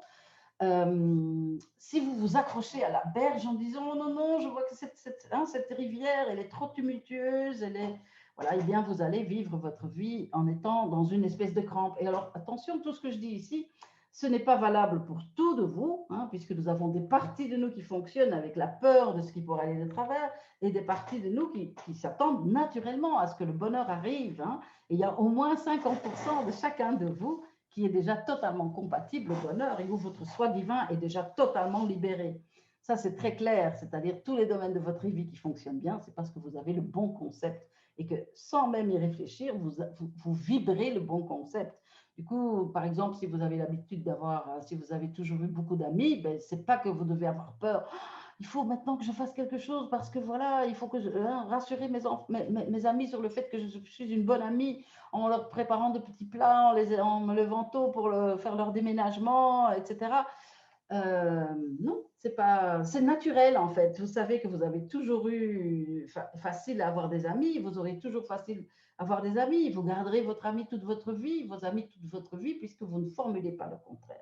Par contre, dans les parties de votre vie qui fonctionnent un peu moins bien, vérifiez, vous allez formuler la peur que ça aille de travers. Et du coup, parce que vous avez peur que des choses puissent aller de travers, eh bien, c'est effectivement à ce moment-là qu'elles vont de travers, puisqu'il y a une partie de vous qui le commande, il y a une partie de vous qui le vibre ainsi. Et la vie, ben, elle est généreuse, vous savez. Donc, quand vous dites je veux ça, je veux ça, je veux ça, j'aime ça, j'aime ça, j'aime ça, ben, la vie vous offre ce que vous aimez. Et puis, si vous dites je n'aime pas ça, je n'aime pas ça, je n'aime pas ça, la vie vous offre ce que vous n'aimez pas. Pourquoi? Parce que ben, la vie ne comprend pas la négation, l'univers ne parle pas la langue de la négation. Donc, la vie répond par vibration, c'est-à-dire vous vibrez du bonheur, du bonheur, du bonheur, la gratitude, la vie vous donne davantage pour que vous puissiez être encore plus dans la gratitude. Par contre, si vous vibrez la peur, la peur, la peur, eh bien, vous savez, cette chose dont vous avez peur, elle reste collée à votre main parce que vous poussez contre, en fait. Donc, c'est tout ça qu'on va voir, c'est comment éviter de faire ça, comment formuler les choses de manière à ce qu'elles soient positives, sans jamais nier ce qui est négatif, parce que ça a bel et bien sa raison d'être, vos émotions négatives, vos peurs, vos conflits intérieurs, etc. Vraiment, c'est pour ça que vous êtes venus sur Terre, en fait. Donc, il ne faut certainement pas détourner le regard de ce qui est négatif. Au contraire, vous voulez récupérer la bonne énergie de vie qui est piégée dedans, celle qui va vous servir pour la construction de la vie telle que vous voudriez la vivre et bien plus large encore que ce que vous êtes capable de formuler aujourd'hui. Donc, c'est ça qui est important à comprendre, c'est que si vous voulez contrôler, ben vous allez contrôler petit. Donc, lâchez-vous. Dites, OK, quel est le danger de m'abandonner à ce qui existe? De toute façon, ça existe déjà. J'ai écrit un livre à ce sujet, Accueillons notre imperfection, pour les personnes qui voudraient utiliser des exercices spécifiquement par rapport à l'imperfection. Vous savez, l'imperfection, c'est la nature, quoi. C'est la nature de la bête, puisqu'il y a ne prenez pas ça comme c'est mal, non, prenez ça comme une marge de croissance. Donc là où je suis déjà très bien, mais je peux encore développer d'autres qualités. Et développer d'autres qualités, non pas en fonction du souhait de l'autre, mais simplement parce que ça jaillit spontanément de l'intérieur de moi. Voilà. Du coup, il ne faut pas que j'ai trop envie de contrôler. Donc, si je lâche prise, je vais expérimenter que la vie, soit elle me met déjà en situation de plaisir et de bonheur, soit elle prépare un prochain bonheur, par le fait de m'envoyer le meuble dans la figure pour que je me range, quoi. Donc, on apprend à ne plus avoir peur. C'est vraiment très agréable. Donc, l'accepter ce qui est aujourd'hui. Donc, regardez comment on pousse contre. Oh non, il pleut encore. Oui, mais le fait de pousser contre ce qui existe, est-ce que ça aide à changer? Non. Donc, parfois, ça vaut la peine de dire juste, OK, ça existe. Ça, certainement un avantage. Il y a des avantages dans tous les inconvénients, en fait. C'est ça aussi l'avantage de la dualité, c'est que là où il y a des choses qui sont vraiment négatives, mais en face de ça, il y a dans chaque chose négative aussi un élément positif et vice-versa. Donc, c'est juste quel positif est-ce que vous préférez, lequel est-ce que vous préférez. Alors, vous ouvrir à l'abondance de l'univers, voilà. Peur du manque, bien sûr, ou plutôt de l'abondance. En fait, on a beaucoup plus peur de l'abondance que du manque. Hein, on a plus peur parce que quelque part, le plaisir, hein, donc regardez l'orgasme qui peut nous amener dans des états, donc c'est comme si on disparaissait, c'est comme si on perdait les limites de notre ego et ça fait quand même peur. Donc le plaisir, il a cette faculté-là, c'est qu'il il nous fait peur. Et donc, la satisfaction nous fait peur. Donc, autant il y a une partie de nous qui veut la satisfaction, autant il y a une partie de nous qui a peur. Donc, nous avons peur de l'abondance aussi. Et donc, ce qui est à travailler, c'est, OK, je m'ouvre à ce qui est, puis ensuite, je peux faire le tri. Mais tant que je dois repousser une certaine partie de moi, je dois rester étriqué et limité. Alors que oui, ça existe dans ma vie. Oui, il pleut. Oui, il pleut. Oui, il y a des gens qui vont venir alors que ma maison n'est pas rangée et que c'est une horreur. OK, voilà la situation qui existe. Donc, vous pouvez vous exercer à accepter. Vous n'acceptez pas définitivement, mais vous acceptez dans le sens où reconnaître que ça existe dans ma vie à moi aujourd'hui. Du coup, je peux avoir un contrôle à partir du fait où j'accepte que c'est dans ma vie à moi aujourd'hui. J'aurais préféré qu'il y ait autre chose, mais aujourd'hui, il y a ça. Alors, ça, c'est donc s'ouvrir à l'abondance de l'univers, vous allez voir. Alors, devenir le créateur délibéré de votre vie. Voilà, je l'ai expliqué tout à l'heure. On formule, je veux ça, je veux ça, je veux ça, mais on ne voit pas qu'il y a une partie en nous qui dit, je veux surtout pas ce que toi, tu veux, toi là-haut. Et donc, il faut découvrir toutes les parties de nous qui vibrent et de façon à s'entendre avec qui nous sommes et de savoir, voilà, moi, si tout était possible, je choisirais de vivre ça. Mais il y a un enfant en moi pour qui ça fait trop peur, cette chose. Hein, ou qui a déjà fait une expérience douloureuse. Donc, du coup, il faut que j'aille récupérer cet enfant, hein, donc le rassurer, le mettre dans mon cœur, à moi d'adulte, de façon à avoir les bras et les jambes libres pour pouvoir faire de grands sauts pour aller vers la réalisation de mes souhaits. Hein. Et c'est une toute autre vie, en tout cas. Donc, le créateur délibéré de votre vie, au lieu de créer par défaut. Parce que pour le moment, nous créons, de toute façon, avec les parties de nous qui sont libérées, qui veulent le positif, mais aussi avec toutes les parties de nous dont nous n'avons pas encore connaissance et qui craignent le négatif. Et le fait de craindre le négatif, c'est tout autant une création que vouloir le positif. Donc, il faut tout connaître de soi.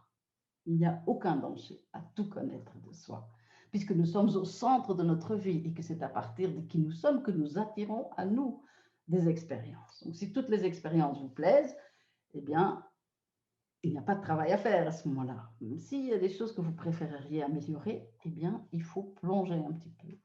Et ce plongeon, c'est les 5 outils. Hein, c'est de devenir conscient de ce que vous vibrez, de ce que vous ressentez. Alors, suivre le fil rouge pour un retour à soi. Voilà, c'est donc le sens de nos émotions négatives. Et on se révèle à nous-mêmes et on dit, ben, en fait, oui, c'est pas étonnant. Et alors, vous allez voir, vos relations changent, les échanges. Dès que vous comprenez que l'autre n'est qu'un miroir pour vous, au lieu de réagir et de dire, je suis pas d'accord avec toi, c'est, OK, qu'est-ce que l'autre me renvoie? Pourquoi je crois ça? Quelle partie de moi le pense? Quelle partie de moi est d'accord avec l'insulte que l'autre me lance? C'est toujours une découverte d'une partie de moi qui n'avait pas encore droit au chapitre et qui mérite un peu de soin, quoi, que je ferais bien de rectifier. Donc, c'est comme si on était un géant puzzle, en fait, hein, ou une espèce de miroir brisé en 1000 morceaux et qu'en fait, une incarnation nous permet de rassembler les morceaux. On recolle les morceaux de qui nous sommes, en fait. Hein.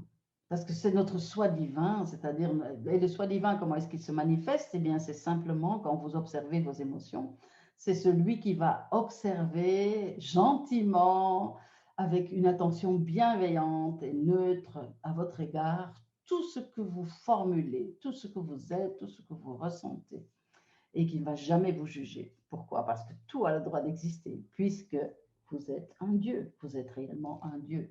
Et vous avez choisi de vivre telle ou telle ou telle chose, ou vous avez choisi de vivre telle ou telle ou telle chose. ou vous choisissez les deux à la fois. Ensuite, c'est vrai que voilà, en tant qu'enfant, on n'a pas le choix, il faut réagir à une expérience de vie qui nous est imposée. Mais une fois qu'on est adulte, on peut donc guérir cet enfant et puis par la suite, on peut du coup créer une très très grande liberté puisque c'est ok, je vais dire non à cette partie de moi. Je vais dire non à cette partie de moi. Je vais rassurer cette petite.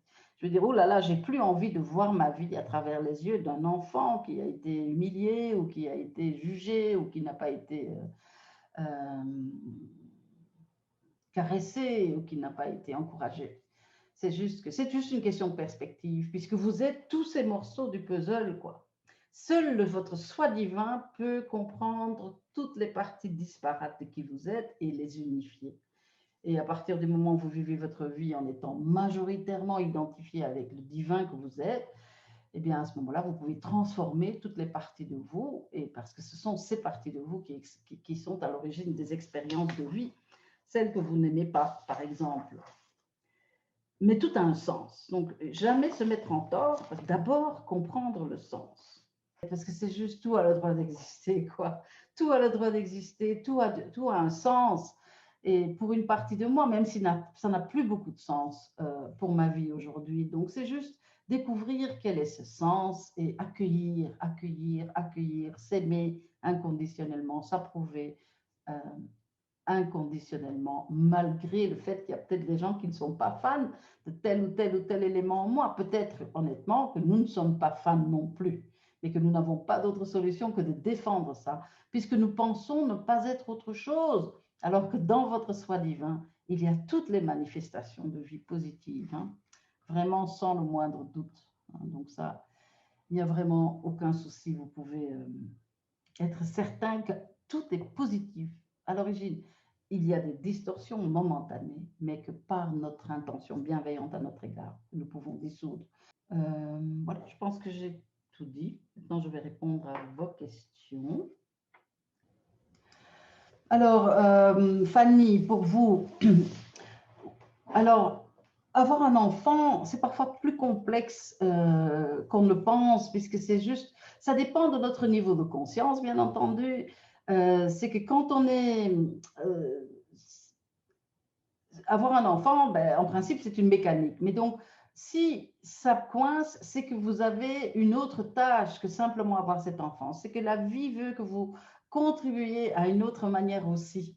Et donc, cette contribution, ça va être le fait de devenir conscient de certaines parties de vous qui ne sont pas en harmonie les unes avec les autres. Et par exemple, l'explication que j'ai donnée tout à l'heure, peut-être que vous avez envie d'un enfant, mais qu'il y a une autre partie de vous, un enfant notamment, pour qui c'est pas un bon plan en fait.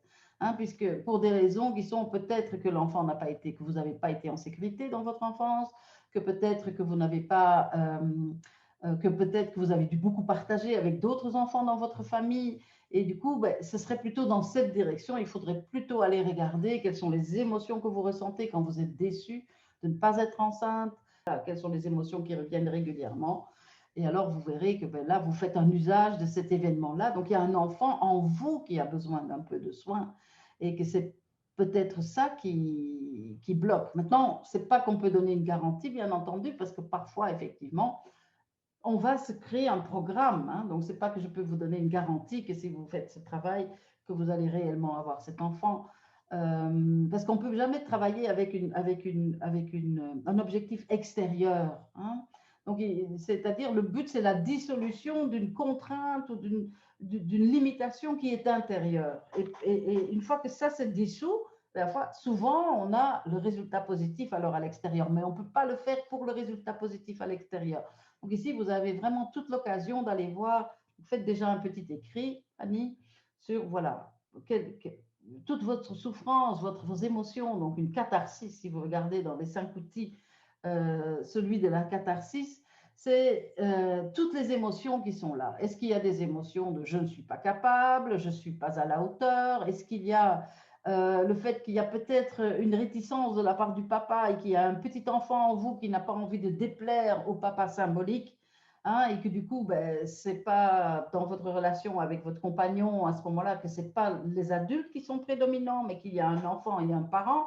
Attention, je dois vous dire que Ça, c'est dans tous les couples et dans toutes les relations. Hein. C'est pas que, ah ben voilà, tu projettes ton père. Non, non, on projette, évidemment qu'on projette notre père. C'est le but, puisqu'il y a des parties de nous qui ont besoin d'être guéries. Donc, ça veut dire que dans n'importe quel couple, on est au moins 6. On est bien plus que ça la plupart du temps. Mais allez, commençons par les 6 de base, puisqu'effectivement, il y a les 2 adultes, il y a les 2 enfants intérieurs et du coup aussi le parent de sexe opposé de cet enfant en nous. Et c'est une occasion de découvrir des parties de nous qui ont besoin d'un peu de guérison, tout simplement. Alors, Amina, oui, trahison et infidélité. Ok, donc là, il faut voir...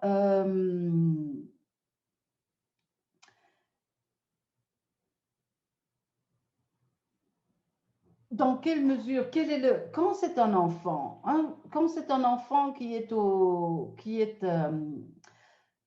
gère la relation de couple, par exemple, ben, évidemment, c'est logique d'avoir des frères et sœurs. Par exemple, si j'ai eu une relation conflictuelle avec une sœur, par exemple, dans le passé, ici, je travaille tout à fait dans le vide, hein, puisque je ne vous connais pas, mais je vous donne quelques exemples, en fait. Hein. Donc,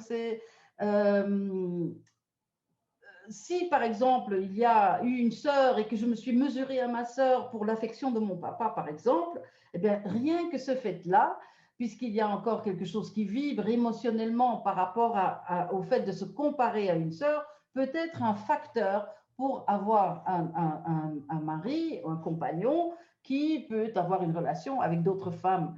Hein, donc, c'est jamais par hasard ce genre de choses. C'est que ça permet de retrouver une certaine souffrance. Maintenant, voilà, tout est à voir. Donc, qu'est-ce qui est important pour moi? Donc, à partir du moment où vous allez guérir votre enfant intérieur, c'est ça qui est le principal. Et à partir de ce moment-là, il y aura quelque chose qui risque de bouger et que vous allez dire, mais en fait, non, partager mon homme avec une autre, c'est juste non, quoi. Et donc, à ce moment-là, on a des actes symboliques à poser, que c'est, par exemple, vous pourriez vous rendre compte que vous pourriez dire à votre mari à ce moment-là, mais ce n'est pas une stratégie, vous comprenez, ça doit d'abord être dissous au niveau de votre vie émotionnelle, genre que ce n'est pas acceptable, que vous préférez encore perdre plutôt que de rester en suspens au bon vouloir de l'autre. Maintenant, il y a peut-être aussi un enfant qui pense qu'il ne mérite pas d'avoir un papa pour lui tout seul. Donc ça, c'est toujours des émotions, l'observation des émotions qui peut nous donner des indices là-dessus. Donc n'hésitez pas à écrire un travail par rapport à ça si jamais vous avez envie de commencer cette aventure. Oui, oui, la boulimie, bien entendu, la boulimie, c'est très clairement aussi un souci de l'enfance. Hein. J'en connais un rayon. Ça, c'est ma problématique. Je pense que j'ai fait le tour. Moi, ce que j'ai encore pour vous aujourd'hui, c'est une méditation guidée. Si vous êtes prêts, super. Si tout le monde est bien installé. Alors, je vous invite à vous installer confortablement sur votre chaise ou si vous êtes couché. Toujours un peu plus difficile hein, de faire une méditation en étant couché, puisqu'on risque plus facilement de basculer dans le sommeil puisqu'on active les ondes alpha. Mais c'est aussi possible. En tout cas, je vous invite à garder votre colonne vertébrale bien droite, mais tout en étant bien à l'aise. C'est-à-dire que, donc, imaginez que vous avez vous vous suspendez à un fil, hein, comme si vous étiez une marionnette.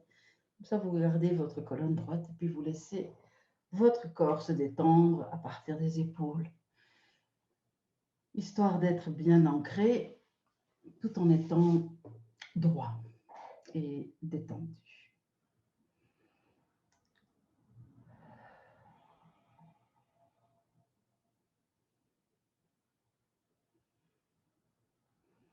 Je vous invite à porter votre attention sur la plante de vos pieds maintenant.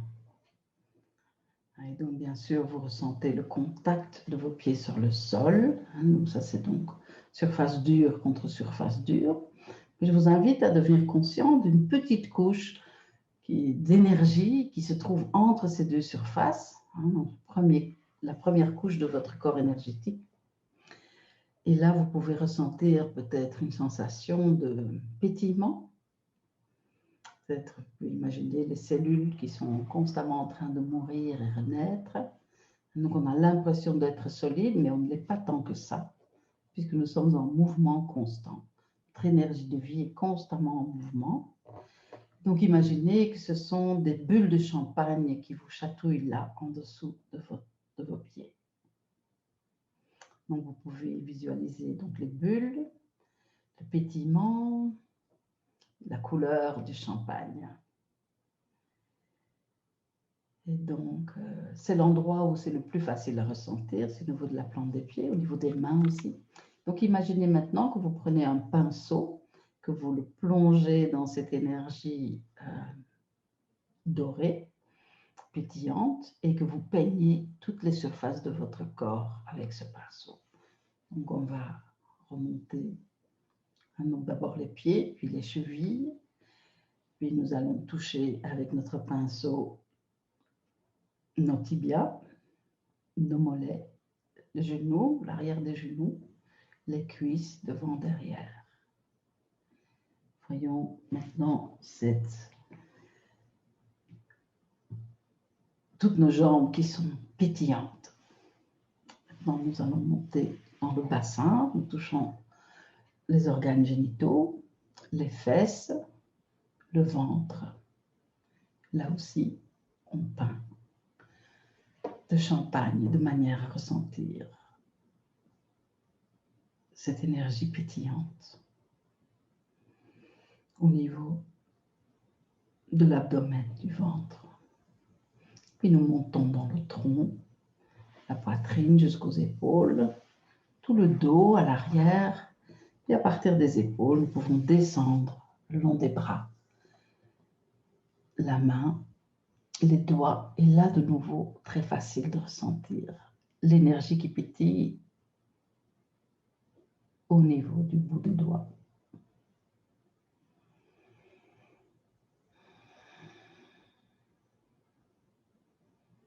Là aussi, l'énergie pétillante est acquise.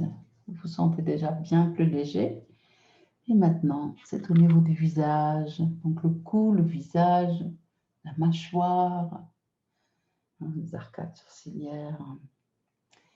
Et puis vous, au niveau du cuir chevelu, à l'arrière de la tête, la nuque. Puis vous peignez toute votre tête en doré. Donc fermez quelques instants vos yeux sur cette impression. Vous êtes rayonnant, vous êtes lumineux, vous êtes pétillant, vous êtes doré.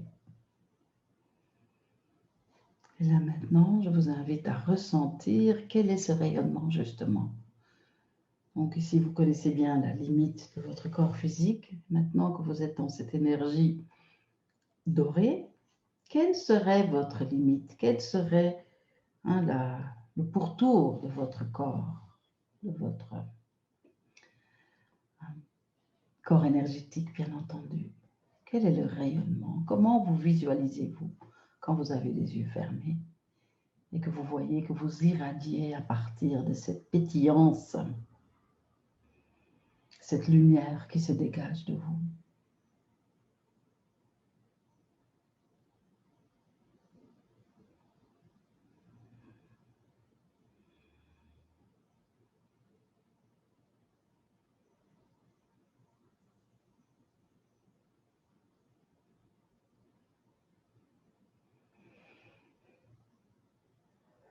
Ajustez votre vision de vous-même maintenant à cette nouvelle dimension corporelle.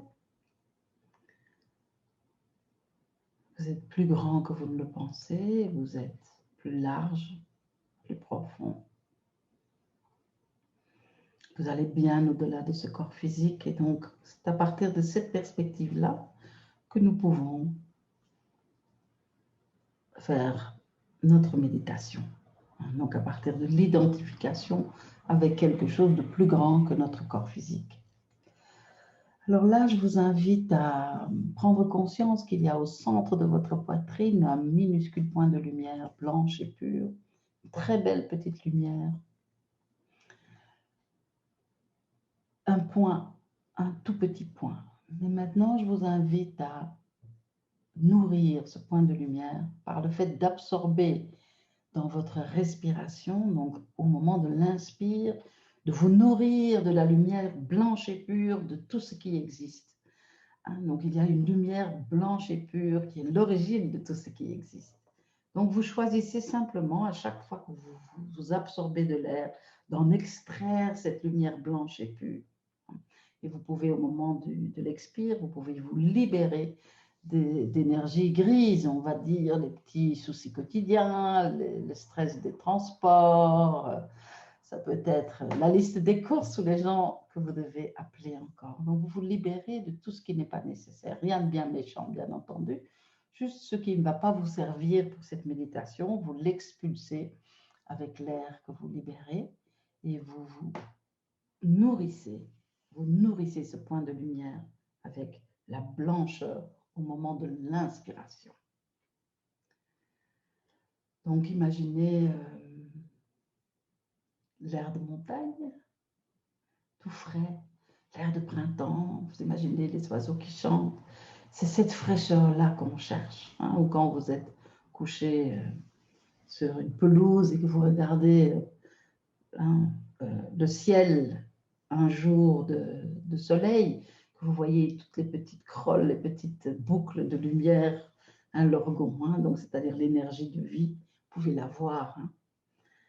Donc imaginez que vous absorbez ça en profusion. Donc votre petit point de lumière est devenu maintenant déjà une très belle étoile qui rayonne, qui rayonne, qui rayonne. Donc vous avez déjà votre rayonnement doré. Maintenant, il y a cette étoile de lumière qui est devenue grande et dont je vous invite à isoler un rayon et de l'envoyer vers ce que vous imaginez être votre voisin de droite. Donc vous l'envoyez vers votre droite. Vous imaginez que vous êtes tous assis ici. Toutes les personnes qui assistent en direct, les personnes qui vont regarder le replay, sont tous connectés à partir du meilleur de qui nous sommes, notre soi divin. Et donc envoyez un rayon vers votre voisin de droite et ressentez l'impact du rayon qui vous vient de votre voisin de gauche. Du coup, cette lumière, elle se répand. Elle n'est pas statique, donc il y a une énergie dedans, il y a une pulsation dedans. Et donc, elle est en mouvement et elle fait un tour, et puis elle fait un deuxième tour, et un troisième, et un quatrième, etc. De manière à ce que maintenant, c'est une large bande de lumière qui nous unit au niveau de notre poitrine, au niveau de notre cœur.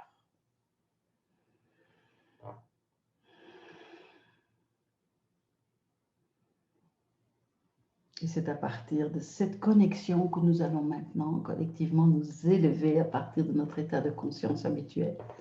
Simplement, nous prenons congé quelques instants, quelques minutes de ce corps physique et nous allons expérimenter cette méditation à partir de notre corps réel, c'est-à-dire tous les corps qui sont les nôtres et qui partent avec nous au moment de notre décès.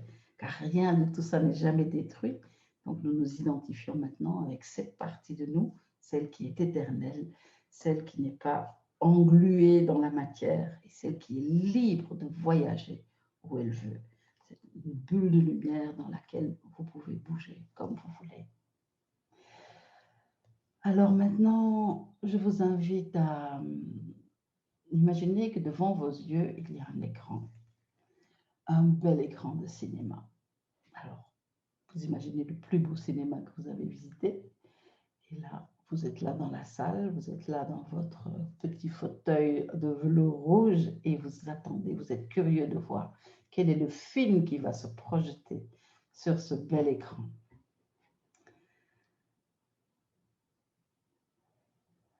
Vous êtes curieux, vous êtes impatient.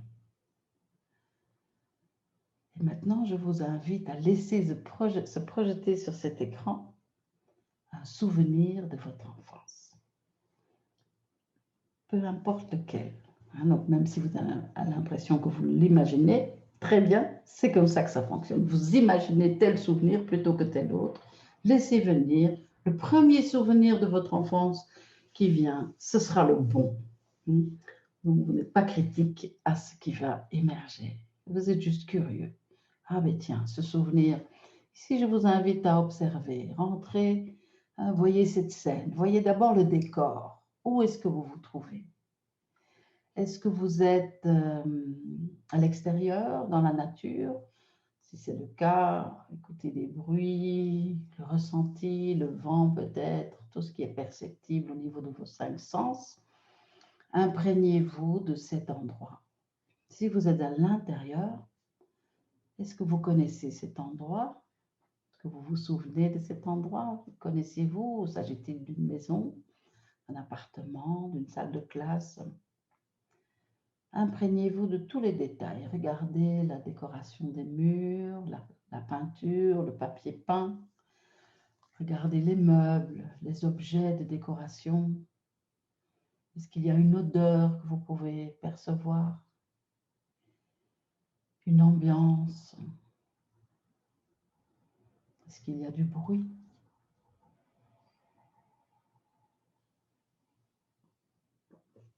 Laissez toutes ces impressions s'imprimer sur vous. Et maintenant, voyez qui sont les personnages qui sont là dans ce souvenir. Vous y êtes. Quel âge aviez-vous? Comment êtes-vous habillé?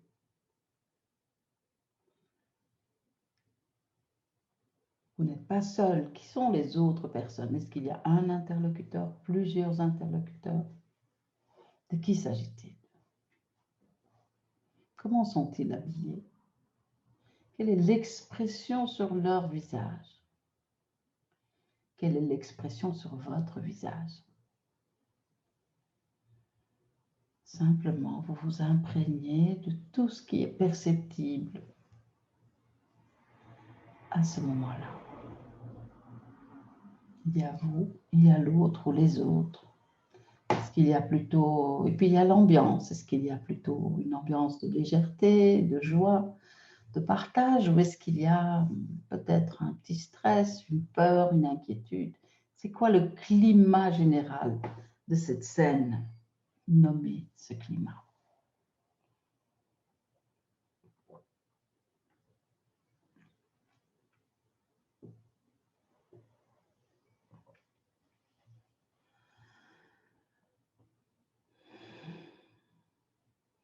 Maintenant, puisque vous n'êtes plus lié à votre corps physique, vous pouvez encore vous approcher plus.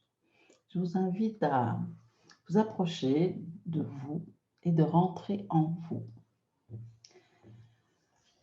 Maintenant, vous êtes capable de ressentir toutes les émotions que vous aviez vécues à ce moment-là.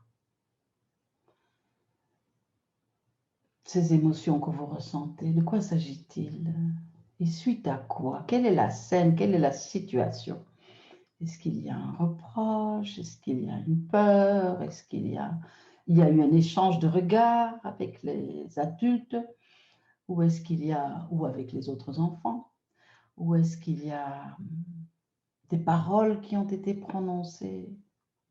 Quel est l'impact émotionnel de ce regard, de ces paroles? Si vous ressentez vos émotions, vous accueillez tout ce que vous ressentez, faites la liste, parce qu'il s'agit rarement que d'une seule émotion. Souvent, il y en a plusieurs. Soyez curieux. Il peut y avoir des émotions contradictoires. Elles sont les bienvenues. Que ressentiez-vous à ce moment-là dans cette scène?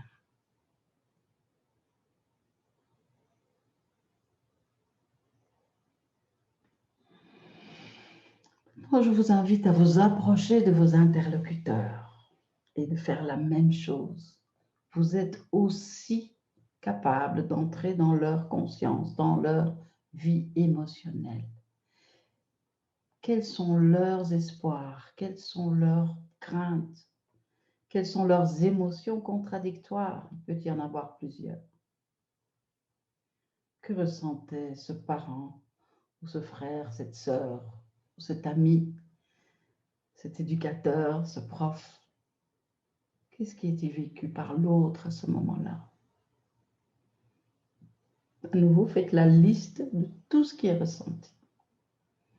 Enfin, une liste mentale, bien entendu. Prendrez des notes après, si vous voulez. Quel est le lien entre vos émotions et les émotions de ce parent ou de cet éducateur ou de cet autre enfant? Quel est le lien qui se jouait là? Quelles étaient les attentes? Est-ce qu'il y avait des déceptions par rapport aux attentes? Est-ce qu'il y avait un espoir qui a été déçu? Accueillez tout ce qui peut être ressenti, tout simplement.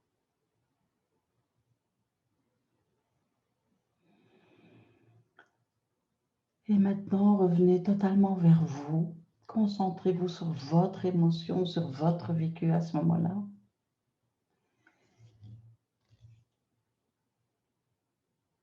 Est-ce que ce petit enfant, ce petit garçon, cette petite fille que vous étiez à ce moment-là, est-ce qu'il y avait de la peine? Est-ce qu'il y avait de la tristesse? Est-ce qu'il y avait de la joie?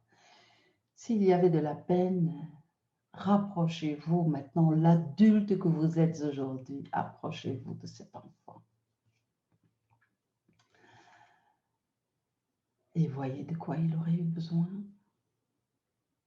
Qu'est-ce qui lui a fait défaut à ce moment-là? Est-ce qu'il y avait quelque chose de trop? Quelque chose de pas assez? Quel aurait été l'idéal? De quelle satisfaction est-ce que ça a manqué, cette situation? De quoi est-ce que vous auriez eu besoin à ce moment-là? Vous êtes l'adulte que vous êtes aujourd'hui, vous entrez maintenant en contact avec cet enfant. Et vous le comprenez. Vous comprenez ce qu'il ressent. Vous comprenez aussi ce que les adultes ont ressenti. Qu'il n'y a pas de dualité. Là, il y a juste votre vécu et le vécu des autres. Il y avait une rencontre qui a eu un résultat émotionnel chez les deux. Mais maintenant, vous vous concentrez sur votre ressenti. De quoi est-ce que cet enfant que vous avez aidé à ce moment-là a besoin maintenant dans cette situation, puisque vous êtes là pour lui ou pour elle? Créez ce lien, voyez cet enfant, observez-le, accueillez-le, ressentez son petit cœur et formulez ce dont il aurait eu besoin à ce moment-là, qu'il n'a pas eu, ou ce qu'il y avait de trop. Ça peut aussi être dans l'autre sens. Comment pourriez-vous compenser ce moment? Comment pourriez-vous guérir cet enfant dans cet instant précis? Cet instant qui a fait partie de votre incarnation. De quoi aviez-vous eu besoin à ce moment-là?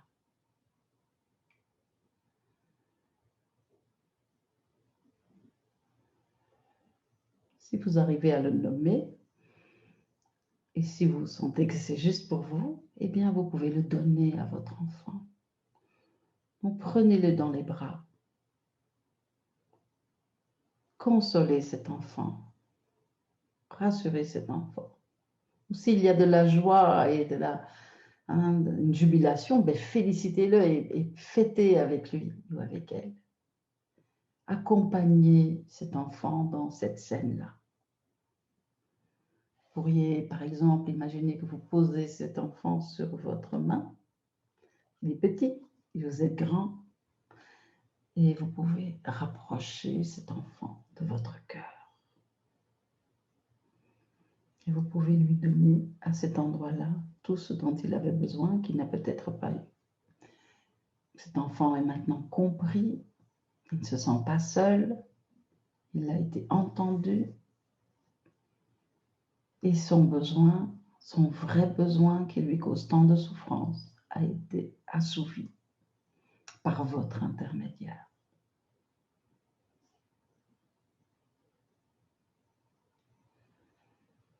C'est un beau moment de connexion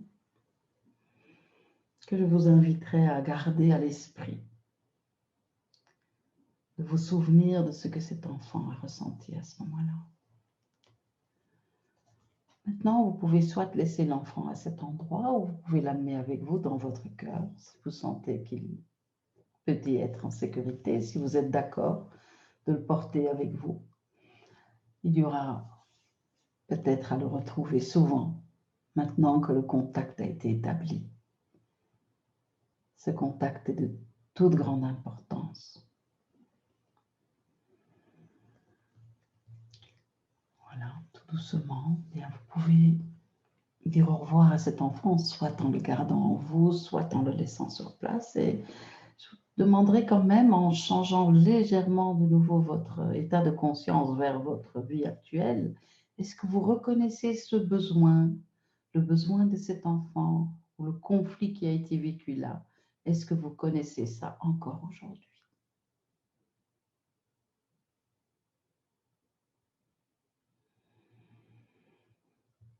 Si c'est le cas, eh bien maintenant vous en connaissez l'origine.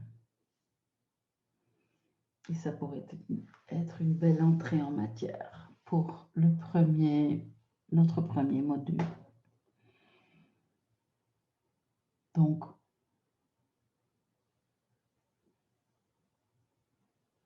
je vous invite à vous souvenir de ça. On va maintenant tout doucement quitter cet espace de votre passé. Vous laissez le souvenir s'effacer. Vous êtes enrichi maintenant de ce contact avec cette partie de vous qui est encore en vie quelque part et à laquelle vous avez eu accès. Peut-être que ça change légèrement votre vision sur les choses, votre vision sur vous-même, votre vision sur les autres personnes dans ce souvenir. Ça mérite une petite méditation quand vous serez tranquille de votre côté, de voir quel est l'impact encore aujourd'hui de ce que j'ai vécu à ce moment-là. Comment est-ce que ça se joue dans ma vie?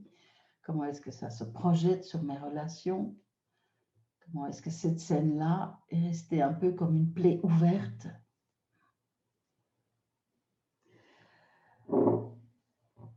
Voilà, je vais vous demander tout doucement de revenir à l'espace-temps actuel. Nous sommes le 6 février 2021 et vous participez au webinaire sur le retour à soi et vous venez de faire un magnifique retour à vous-même. Une partie de vous qui est restée un petit peu enfouie, mais que vous venez de retrouver.